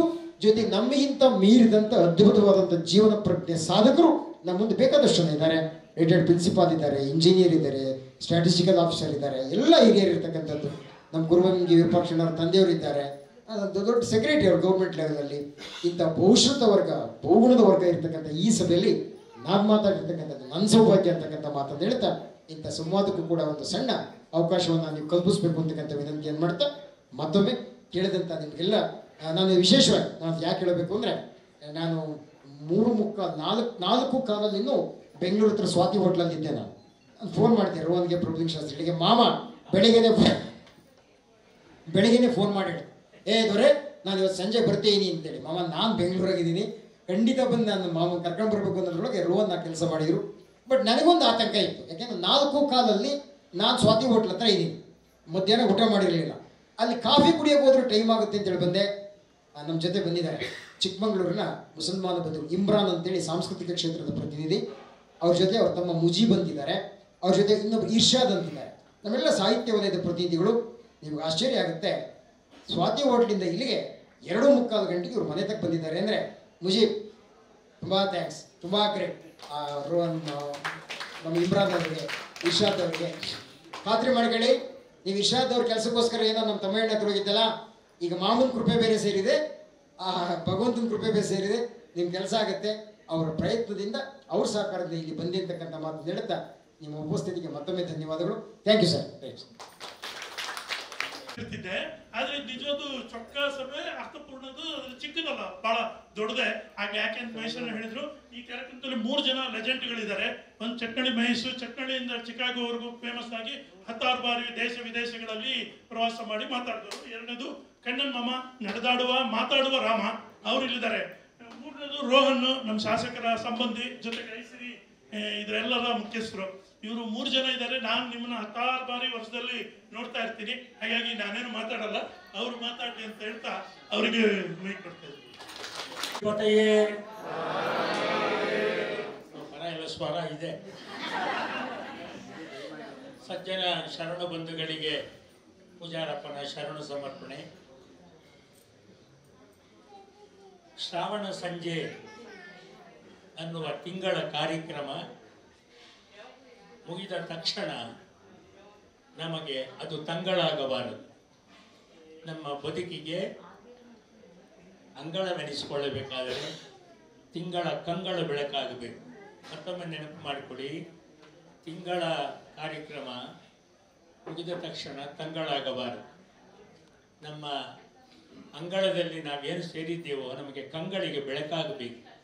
ಆ ಬೆಳಕಾದಾಗ ಮಂಗಳದ ನುಡಿ ಚಟ್ನಳ್ಳಿ ಮಹೇಶ್ ಅವರು ಮಾತಾಡಿದ್ದರ ಸಾರ್ಥಕತೆ ಜಗದೀಶ ಮೆಚ್ಚಿಕೊಳ್ಳುವ ಹಾಗೆ ನಮ್ಮ ನಡಿಗೆ ಅತ್ತ ಕಡೆಗೆ ಸಾಗಿದಾಗ ನಮ್ಮ ಬದುಕು ಸಾರ್ಥಕ ಅನಿಸ್ಕೊಳ್ಳುತ್ತೆ. ಆ ದೃಷ್ಟಿಯಲ್ಲಿ ಅವರು ಹಾಸ್ಯ ಮಿಶ್ರಿತವಾಗಿ ಚಟ್ನಳ್ಳಿಯವರು ಹೇಳಿದ್ದಾರೆ. ನಾನಿವಾಗ ನೇರವಾಗಿ 2 ಮಾತನ್ನು ನಿಮ್ಮ ಮುಂದೆ ಹಂಚಿಕೊಳ್ಳೋದಕ್ಕೆ ಇಷ್ಟಪಟ್ಟಿದ್ದೇನೆ. ನನ್ನ ಆತ್ಮೀಯ ಜಗದೀಶ್ ಅವರ ಕುರಿತು ಒಂದು ಮಾತು ಹೇಳಬೇಕು ಅಂದರೆ, ಕಣ್ಣರಿಯದು ಕರುಳರಿಯದೆ. ಈ ಕರುಳು ಯಾವತ್ತೂ ಸಂಬಂಧವನ್ನು ಬಿಡೋದಿಲ್ಲ, ತಗೊಂಡು ಬಂದಿದೆ. ಅದರಿಂದ ನಾನು ರಾಮನ ಪೂಜೆ ಮಾಡಿದರೂ ನಮಗೆ ಮೇಷ್ಟ್ರು ರಾಮೇಗೌಡರು, ನಮ್ಮ ಜಗದೀಶ್ ಅವರ ತಂದೆ. ಆ ದೃಷ್ಟಿಯಲ್ಲಿ ಈ ಅಂಗಣದಲ್ಲಿ ಸೇರಿದ್ದೇವೆ. ನಿಮ್ಮ ಗಮನಕ್ಕೆ 2 ವಿಷಯ ತರೋದು ಅಂತ ಹೇಳಿದರೆ, ನಿನ್ನೆ ಅಥವಾ ಮೊನ್ನೆ ದಿವಸ ರಕ್ಷಾಬಂಧನ ಕಾರ್ಯಕ್ರಮ ಆಗಿದೆ. ರಕ್ಷೆಯ ಉದ್ದೇಶವನ್ನೇ ನಾವು ಮರೆತು ಕುಳಿತಿರ್ತಕ್ಕಂಥ ಸಮಾಜದಲ್ಲಿ ಎಂಥ ಅಪಾಯ ಸ್ಥಿತಿಗೆ ಹೋಗ್ತಾ ಇದ್ದೀವಿ ಅನ್ನೋದಕ್ಕೆ ನಮ್ಮ ಮುಂದಿನ ಬದುಕಿನ ದಿಕ್ಸೂಚಿಗೆ ಶರಣರ ಕಣ್ತರಿಸುವ ಕಿರಣನಾದ ನಮ್ಮ ರೋಹನ್ ಭಾರ್ಗವಪುರಿಯ ಗಮನಕ್ಕೆ ತರ್ತಾ ಇದ್ದೇನೆ. ಜಿಲ್ಲಾ ಮೈದಾನದಲ್ಲಿ ಒಬ್ಬ ಸಜ್ಜನ ವೈದ್ಯ ಡಾಕ್ಟರ್ ಅವರ ಕಾರ್ಯಕ್ರಮವನ್ನು ಮುಗಿಸ್ಕೊಂಡು ಹಿರೇಮಗಳೂರಿಗೆ ಬಂದು, ಸಜ್ಜನ ಬಂದು ನಿಜವಾದ ವೈದ್ಯ, ಅವರ ಮನಸ್ಸು, ಅವರ ನಡಿಗೆ, ಅವರ ನುಡಿಗೆ ಎಲ್ಲವೂ ಕೂಡ ಶರಣರ ಕಡೆಗೆ. ಅಂಥ ವ್ಯಕ್ತಿ ಮನೆಗೆ ಬಂದು, ಒಂದು ಜನಿವಾರದ ಹಬ್ಬ ಅಂತಿದೆ, ಅದು ಮುಗಿಸ್ಕೊಂಡು ನನ್ನ ಮನೆಗೆ ಬಂದರು. ನಾನು ಅರಸೀಕೆರೆಗೆ ಹೋಗಬೇಕು ಅನ್ನೋ ಕಾರ್ಯಕ್ರಮದಲ್ಲಿದ್ದೆ. ಮಾತಾಡ್ತಾ ಅವರಿಗೆ ಹೇಳಿದೆ, ಒಂದು ಸಂಸ್ಕೃತಿ ಅನ್ನೋದು ಹೇಗೆ ನಮ್ಮಿಂದ ದೂರ ಆಗ್ತಾ ಇದೆ ಅನ್ನೋದಕ್ಕೆ ನಾನೊಂದು ಪದ ಹಾಕ್ತೆ. ಆದರೆ ನಮ್ಮ ಹುಡುಗನೂ ಕೂಡ ಎಲ್ಲ ಕಡೆ ಹೇಳಬೇಕಾಗಿತ್ತು. 2020ನೇ ಇಸವಿಯಿಂದ 2025ನೇ ಈ ಇಸವಿಯವರೆಗೆ ಒಟ್ಟಾರೆ ಇಲ್ಲಿಯವರೆಗೆ 12 ಲಕ್ಷ ಜನ ಭಾರತೀಯರು ಭಾರತೀಯ ಪೌರತ್ವವನ್ನು ತೊರೆದು ವಿದೇಶದ ಪೌರತ್ವವನ್ನು ಸ್ವೀಕರಿಸಿದ್ದಾರೆ. ಇದರ ಅಪಾಯವೋ ಉಪಾಯವೋ ಮತ್ತೊಂದು ಏನೇ ಇರಲಿ, ಹೆತ್ತ ತಾಯಿನಾಡನ್ನು ತೊರೆದು ಮತ್ತೊಂದು ತಾಯಿನಾಡಿನಲ್ಲಿ ಅದನ್ನು ಅಪ್ಪಿಕೊಳ್ಳುವುದರ ಮೂಲಕ ಬದುಕಲಿಕ್ಕೆ ಹೊರಟಿದ್ದಾರೆ ಅಂತ ಹೇಳಿದರೆ, ನಮ್ಮ ಈ ಸಂಸ್ಕೃತಿಯನ್ನು ನಾವು ಉಳಿಸಿಕೊಳ್ಳುತ್ತಲೇ ಹೋದರೆ ಮುಂದೆ ನಮ್ಮ ಜೀವನದ ನಡಿಗೆಗಳಿಗೆ, ತಿಂಗಳ ನಡಿಗೆ, ಕಂಗಳ ನಡಿಗೆ ಎಲ್ಲ ಎಲ್ಲಿಂದ ಯಾರಿಂದ ಹೇಗೆ ತರಲಿಕ್ಕೆ ಸಾಧ್ಯ? ನಮ್ಮ ಪರಿಸ್ಥಿತಿ ಎಲ್ಲಿವರೆಗೂ ತಗೊಂಡು ಬಂದಿದ್ದೀವಿ ಅಂದರೆ, ನಾಯಿನಾದರೂ ಸಾಕ್ತೀವಿ, ತಾಯಿ ಸಾಕಲ್ಲ ಅಂತ ಕೂತಿದ್ದೀವಿ. ಏನು ಪ್ರಯೋಜನ? ತಾಯಿ ಬಾಯಿಗೆ ನಾವು ಅನ್ನ ಹಾಕದಲೇ ನಾಯಿ ಬಾಯಿಗೆ ಅನ್ನ ಹಾಕಿ ತಾಯಿ ಬಾಯಿಗೆ ಅನ್ನ ಹಾಕೋದು ಬಿಟ್ಟು ಅವಳನ್ನೆಲ್ಲೋ ಬೇರೆ ಕಡೆ ತಳ್ಳಿ ಅವಳು ಸತ್ತಾಗಲೂ ಕೂಡ ಇವಳು ನನ್ನ ತಾಯಿ ಅಲ್ಲ, ನನ್ನ ಮಣ್ಣು ಹಾಕಲ್ಲ ಅಂತ ಹೇಳುವಷ್ಟರ ಮಟ್ಟಿಗೆ ನಾವು ಸಮಾಜದಲ್ಲಿ ಬದುಕ್ತಾ ಬಂದಿದ್ದೀವಲ್ಲ. ಇದನ್ನು ಅರ್ಥೈಸಿಕೊಳ್ಳೋದು ಹೇಗೆ? ಇವೆಲ್ಲವನ್ನು ತಿಳಿದುಕೊಳ್ಳುವಂತಹ ಒಂದು ಪರಿಚಯಕ್ಕೋಸ್ಕರವಾಗಿ ನಮ್ಮ ಬದುಕನ್ನು ಎಚ್ಚರಿಸುವುದಕ್ಕೆ ಇಂತಹ ಶರಣಗೋಷ್ಠಿಗಳಲ್ಲಿ ನಮ್ಮನ್ನು ಮುಖಾಮುಖಿಯಾಗಿಸ್ತಾ ಇದ್ದಾರೆ ಅನ್ನುವುದನ್ನು ನಾನಾಗಲಿ ನೀವಾಗಲಿ ಮರೆಯಬಾರದು. ನೋಡಿ ಎಂಥ ನೋವಾಗುತ್ತೆ. ಈ ಸಂದರ್ಭದಲ್ಲಿ ಡಾಕ್ಟ್ರು ನಾನು ಇಷ್ಟು ಅವರಿಗೆ ಹೇಳಿದ ಕೂಡಲೇ ಅವ್ರು ಹೇಳಿದೊಂದು ಮಾತು ನನಗೆ ಜುಮ್ಮಂತು. ನಾನು ನಿನ್ನೆನೂ ಪತ್ರಿಕಾ ಮಾಧ್ಯಮದವರು ಭಾಳ ಇದ್ದರು. ಮತ್ತು ಇವಾಗ ನಾನಾ ರೀತಿಯ ಧರ್ಮಸ್ಥಳದ ಆ ಪರಿಸ್ಥಿತಿಗಳನ್ನ ನೋಡುವಾಗ ನಮ್ಮ ಸಂಸ್ಕೃತಿ ಮೇಲೆ ಹೇಗೆ ದಾಳಿ ಆಗ್ತಿದೆ ಅಂತಕ್ಕಂಥದ್ದಕ್ಕೆ ಯಾರೇನು ಹೇಳಬೇಕಾದಿಲ್ಲ, ನಿಮಗೆ ಗೊತ್ತಿದೆ. ಆ ದೃಷ್ಟಿಯಿಂದ ಮಾಧ್ಯಮದವರು ಇದ್ರಲ್ಲ ಅಂತ ಒಂದು ಮಾತು ಹೇಳಿದೆ. ನಿಜಕ್ಕೂ ಈಗ ನಿಮಗೂ ಆಶ್ಚರ್ಯ ಆಗುತ್ತೆ, ನಮ್ಮ ಪ್ರಭುಗೂ ಆಶ್ಚರ್ಯ ಆಗುತ್ತೆ. ಆ ಡಾಕ್ಟ್ರು ಹೇಳಿದ್ದು, ರಕ್ಷಾಬಂಧನ ಕಾರ್ಯಕ್ರಮ ಆಯ್ತು ಮಾಮ, ನೀವು ಪೌರತ್ವ ಬಿಟ್ಟರು 12 ಲಕ್ಷ ಜನ ಅಂತ ಹೇಳಿದ್ರಿ. ನಾನು ಈಗ ಕಾರ್ಯಕ್ರಮ ಮುಗಿಸ್ಕೊಂಡು ವೇದಿಕೆಯಿಂದ ಇಳಿದೆ, 2 ಹೆಣ್ಣು ಮಕ್ಕಳು ಆ ಜಿಲ್ಲಾ ಮೈದಾನದಲ್ಲಿ ಓಡಾಡ್ತಿದ್ರು. ಅವ್ರಿಗೆ ಹೋಗಿ ರಕ್ಷೆ ಕಟ್ಟೋದಕ್ಕೆ ಅಂತ ಕರೆದ್ರೆ, ನಾವು ಕನ್ವರ್ಟ್ ಆಗಿದ್ದೀವಿ, ಕಟ್ಟಬೇಡಿ. ಎಲ್ಲ ಕೂತ್ಕೊಂಡು ಯೋಚನೆ ಮಾಡಿ. 2 ಮಕ್ಕಳ ಬಾಯಲ್ಲಿ ಕನ್ವರ್ಟ್ ಆಗಿದ್ದೇವೆ ನಾವು, ರಕ್ಷಾಬಂಧನದಲ್ಲಿ ಕಟ್ಟಬೇಡಿದೆ. ಕನ್ವರ್ಟ್ ಅನ್ನುವ ಪದ ಆ ಮಕ್ಕಳಿಗೆ ಸ್ಪೆಲ್ಲಿಂಗ್ ಗೊತ್ತಿದೆಯೋ ಇದು, ಆದರೆ ಪದವನ್ನು ತಂದು ತುರುಕಿದ್ದೇವೆ. ಅದಕ್ಕೆ ಪೋಷಕರು ಯಾರು? ಅದಕ್ಕೆ ಪ್ರೇರಕರು ಯಾರು? ಅದಕ್ಕೆ ಶೋಷಕರು ಯಾರು? ಆ ಮಕ್ಕಳು ಕಡೆವರೆಗೂ ಕಟ್ಟಿಸ್ಕೊಳ್ಳಿಲ್ಲ ಮಾಮ. ನನಗನ್ಸಿಸಿದ್ದು ಕನ್ವರ್ಟ್ ಆಗಿದ್ದೀವಿ ಅಂತ ಹೇಳಿದ ಮಕ್ಕಳಿಗೆ ನಾವು ಕಂಫರ್ಟ್ ಆಗಿ ಹೇಳುವಂಥ ವಿಚಾರಕ್ಕೆ ಎಲ್ಲಿ ಸೇರ್ಕೋಬೇಕು? ಶಾಲೆಯಲ್ಲಿ ಸಂಸ್ಕೃತಿ ಕೊಡೋಲ್ಲ, ಮನೆಯಲ್ಲಿ ಕೊಡೋದಿಲ್ಲ, ದೇವಾಲಯಗಳಲ್ಲಿ ಕೊಡೋದಿಲ್ಲ. ನಾವೆಲ್ಲಿ ನಮ್ಮ ಮಕ್ಕಳಿಗೆ ಸಂಸ್ಕೃತಿಯನ್ನು ಕಲಿಸಬೇಕು? ಮಕ್ಕಳ ತಲೆಯೊಳಗೆ ಏನುಂಟು ಕಂದ, ಮುಂಜಾವಿನ ಹೂವಿನೊಳಗಿನ ಮಕರಂದ, ಹಿರಿಯರ ತಲೆಯೊಳಗೆ ಏನುಂಟು ಹೇಳು, ತುಂಬಿಕೊಂಡಿದೆಯಂತ ತರತರದ ಚೇಳು. ಒಂದು ಚಂದಾದ ಅರ್ಥ ಮಾಡ್ಕೊಳ್ಳಿ. ದೊಡ್ಡವರು ಎಂದು ಆದರಿಸುವಿರಿ ಏಕೆ? ದಪ್ಪದಾದರೂ ಸಪ್ಪೆ ಗೆಣಸು. ಕಿರಿಯರು ಎಂದು ಕಡೆಗಣಿಸುವಿರಿ ಏಕೆ? ಚಿಕ್ಕದಾದರೂ ಖಾರ ಮೆಣಸು. ಆದ್ದರಿಂದ ಇಂತಹ ಒಂದು ಶರಣ ಶ್ರಾವಣ ಸಂಜೆಯ ಕಾರ್ಯಕ್ರಮ ಇನ್ನು ಮುಂದೆ ಮಕ್ಕಳಿಗೂ ಕೂಡ ಈ 30 ದಿನಗಳಲ್ಲಿ ಒಂದು 10 ಕಡೆ ಏರ್ಪಾಟು ಮಾಡಿ ನಮ್ಮ ದೇಶದ ಸಮಾಜದ ನಡವಳಿಕೆ ಸಂಸ್ಕೃತಿಯನ್ನು ತಿಳಿಸದಲ್ಲೇ ಹೋದರೆ ನಾವು ಯಾರನ್ನೂ ಕಟ್ಸ್ಕೊಳ್ಳಲ್ಲ, ಇನ್ನೊಬ್ಬರ ಮನೆ ತಿನ್ನೋದು ಇಲ್ಲ. ನಾನು ಅನೇಕ ಕಡೆಗಳೇ ನನ್ನ ವೈಯಕ್ತಿಕ ಅನುಭವ ಇದೆ. ಈಗ ನಿಮಗೆಲ್ಲರಿಗೂ ಕೂಡ ಮಧ್ಯಪ್ರದೇಶದ ಕಡೆಗೂ ಗಮನ ಇರೋದ್ರಿಂದ ನಾನು ಅದನ್ನು ವಿಸ್ತರಿಸ್ಕೊಂಡು ಹೋಗೋದಿಲ್ಲ. ಆದರೆ ಇಂಥ ಸಂದರ್ಭಗಳನ್ನು ನೋಡಿದಾಗ ನಮ್ಗನ್ಸತ್ತೆ ಎಲ್ಲ ಸರಿ ನಾವು ಮತ್ತೆ ಹಾಗೆ ನಮ್ಮನೆ ಮಕ್ಕಳನ್ನು ಕರ್ಕೊಂಬಂದು ಅವ್ರಿಗೆ ಏನಾದ್ರು ಹೇಳುವಷ್ಟರ ಮಟ್ಟಿಗೆ ನಾವು ಇಲ್ವಲ್ಲ, ಪ್ರಯೋಜನ ಏನು? ನಾನು ನಮ್ಮ ಜಗದೀಶ್ ಸಾಹೇಬರ ಸುಪುತ್ರ ಮತ್ತು ಅವ್ರ ಮಗಳನ್ನು ನೋಡುವಾಗ ನಾನು ವಾಸ್ತವಿಕವಾಗಿ ಏನು ಅನ್ಸುತ್ತೆ ಗೊತ್ತಾ? ವಾಗರ್ತ ವಾಗರ್ತ ಪ್ರತಿಪತ್ತಿಗೆ ಜಗತ ಪಿತರೋ ಒಂದೇ ಪಾರ್ವತಿ ಪರಮೇಶ್ವರು. ತಂದೆ ತಾಯಿಗಳ ಮಕ್ಕಳನ್ನೇ ಹೇಗೆ ಬೆಳೆಸ್ತಾರೆ ಅನ್ನೋದಕ್ಕೆ ಅವನು ಕೊಟ್ಟಿರುವ ಆ ವೇಷ, ಆ ಸ್ವಚ್ಛ ಶ್ವೇತ ವಸ್ತ್ರಧಾರಿಯಾಗಿ ಅವನು ನಿಂತಿರೋದನ್ನು ನೋಡಿದ್ರೆ ಅವನ ನಮ್ಮ ಸಂಸ್ಕೃತಿಯ ಪ್ರತೀಕ ಅನ್ಸುತ್ತೆ. ಅವನ ಮುಂದೆ ನನಗೆ ನಾಚಿಕೆ ಆಯಿತು. ನಾನು ಯಾವುದೋ ಈ ಮುದಿ ವಯಸ್ಸಿನಲ್ಲಿ ನೀಲಿ ಶರ್ಟ್ ಹಾಕೊಂಡ್ಬಂದಿದ್ದೆ. ಅವನು ನೋಡಿದಾಗ ಅಷ್ಟು ಸಂತೋಷ ಆಗುತ್ತೆ. ಅವನ ವಿನಯ, ಅವನ ನಡವಳಿಕೆ, ಅವನ ನುಡಿ ಅದರ ಜೊತೆಗೆ ಅವನ ತಂಗಿ ನೋಡಬೇಕು ಅಂತಿದ್ದೆ. ನಾನು ನೋಡ್ತೀನಿ ಇಲ್ಲೆಲ್ಲಿ ಈ ಸುನೀತಾನ ಗಗನಯಾತ್ರೆ ಬಂದು ಅನಿಸ್ಬಿಡ್ತು ನನಗೆ.